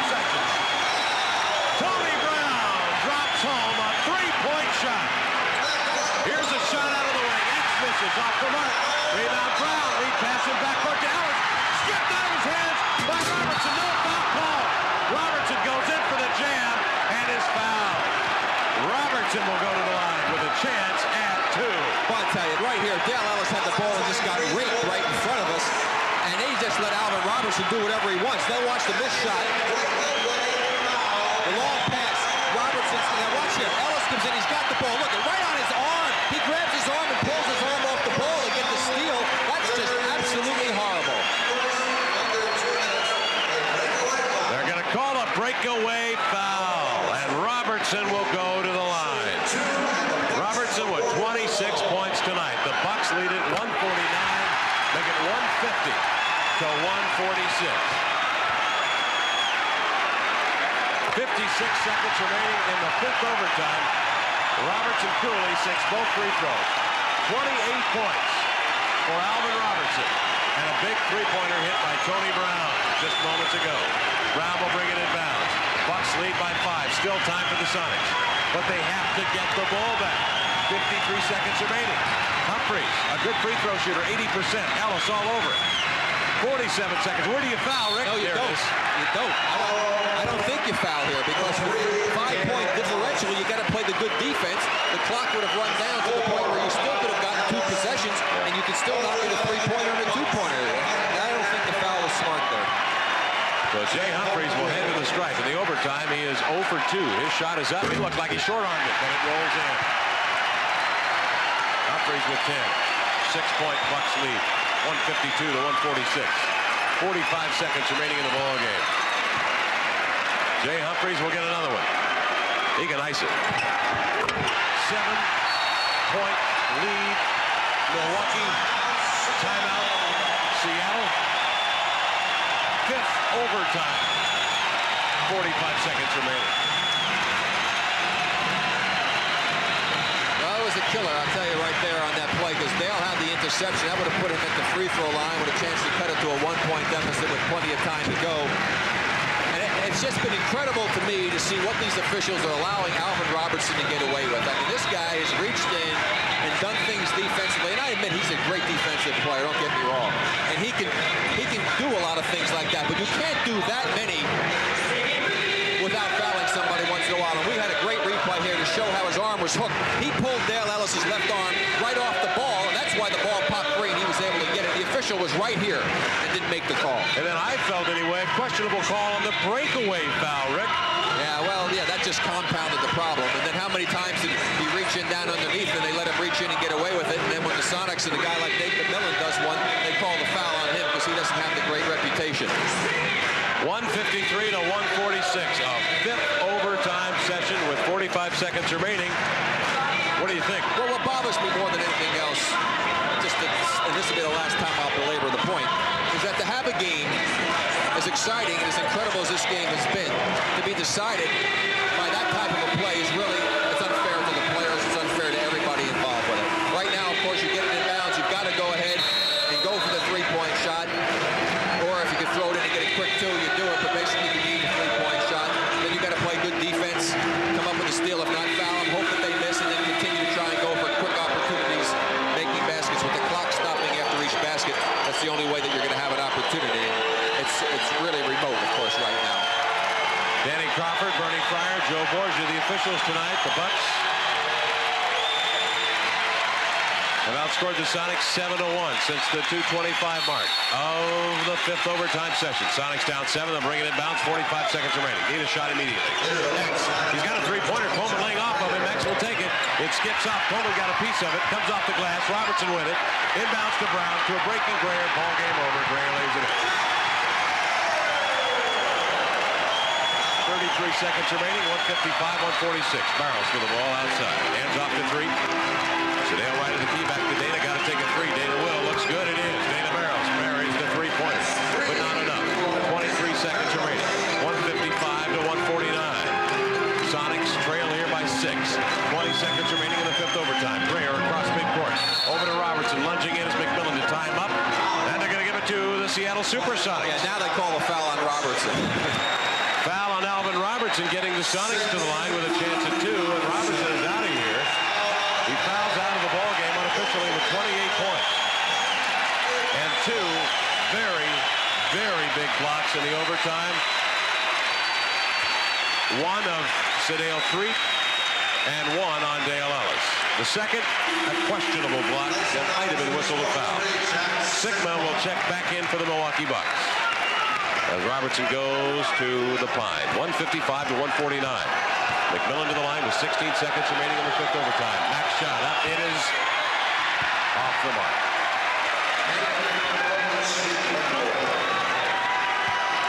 Nate with another opportunity. It's up. It's good. McMillan with 8. Sonics pressure the inbounds pass. Down 5. 16 seconds remaining in the fifth overtime. Sigma double team. Gets rid of it. Stolen by Barrows to the glass. He'll lay it up. He missed it. Rebound X. Steps up. Rolls it up. He missed it. Ball free. Threet will shoot. He hit it. 5 seconds remaining. Sonics down by 3. 5 seconds remaining. Sonics down by 3. Did I say it was over? Excuse me. I was wrong. It is not over. The Sonics have a chance, a slim one, but a chance nonetheless. That one free throw instead of missing the first one, then it really would have made it interesting because now you only have a 2-point deficit, and then you can go for the steal on the inbounds or get a 5-second violation, and then if they miss one of the free throws that they would take, you still have an outside chance for the three-pointer. But with 5-1 to go, you got to foul and hope that they miss both of them. So that free throw was indeed very costly, and they wasted a lot of time because if Barrows could have made that shot, that first one, that would have had another 5 or 6 seconds or more on the clock, and then unfortunately X-Man missed the easy one, and so it took a lot of time off the clock, and had that not happened, you know, that would have made things even more interesting than they are right now. But it's just, again, such a shame to have seen this game decided on a play that should have gone the Sonics' way, because anything would have happened then. It would have been down to basically a 1-point game with Dale going to the free throw line and plenty of time left. And, that's tragic. A 3-point Milwaukee lead, 155 to 152. 5 seconds remaining. Milwaukee will bring the ball inbounds. And the strategy here, I suppose, is to pressure and stay with your man as much as you possibly can, Rick, and hope for the 5-second call, as you pointed out, or hope that the Bucks try a long pass to a sprinter and maybe overthrow it out of bounds. Right, or you can pick off the inbounds pass and get a steal right away.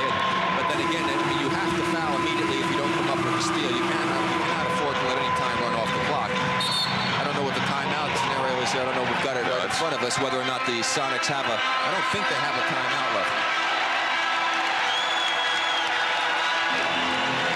According to the board here at the Bradley Center, the Sonics have one timeout left. Bucks have 2. Sonics will pressure the inbounds pass, trailing by 3. 5 seconds remaining in the fifth overtime session. Brown covered by McMillan.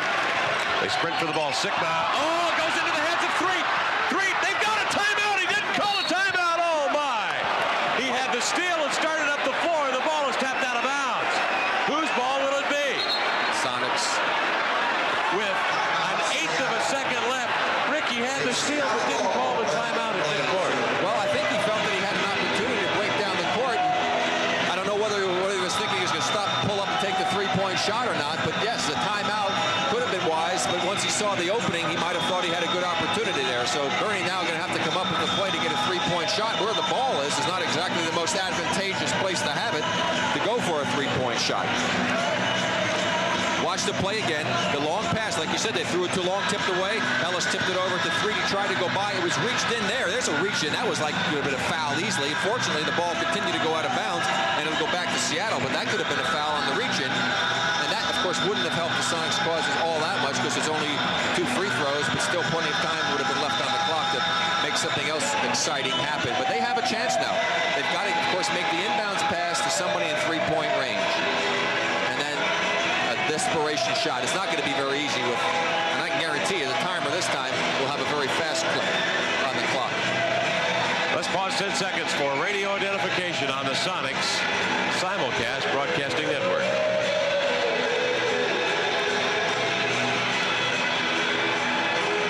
The Sonics have come from 7 down here in the fifth overtime session, outscoring Milwaukee 6-2.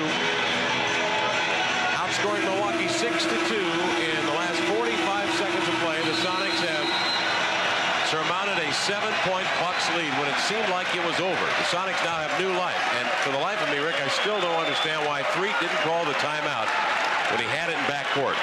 Firm possession. That would have been the thing to do, obviously. academic now. They have a one desperation chance. They've got to get the three-pointer off to tie it in the 5th overtime. It's a tough angle to get it into any place worthwhile. X gets it off. In and rimmed off the backside on the inbound pass. The 5th overtime is over. The Sonics had a chance at it. Xavier McDaniel throwing up the three-point shot. And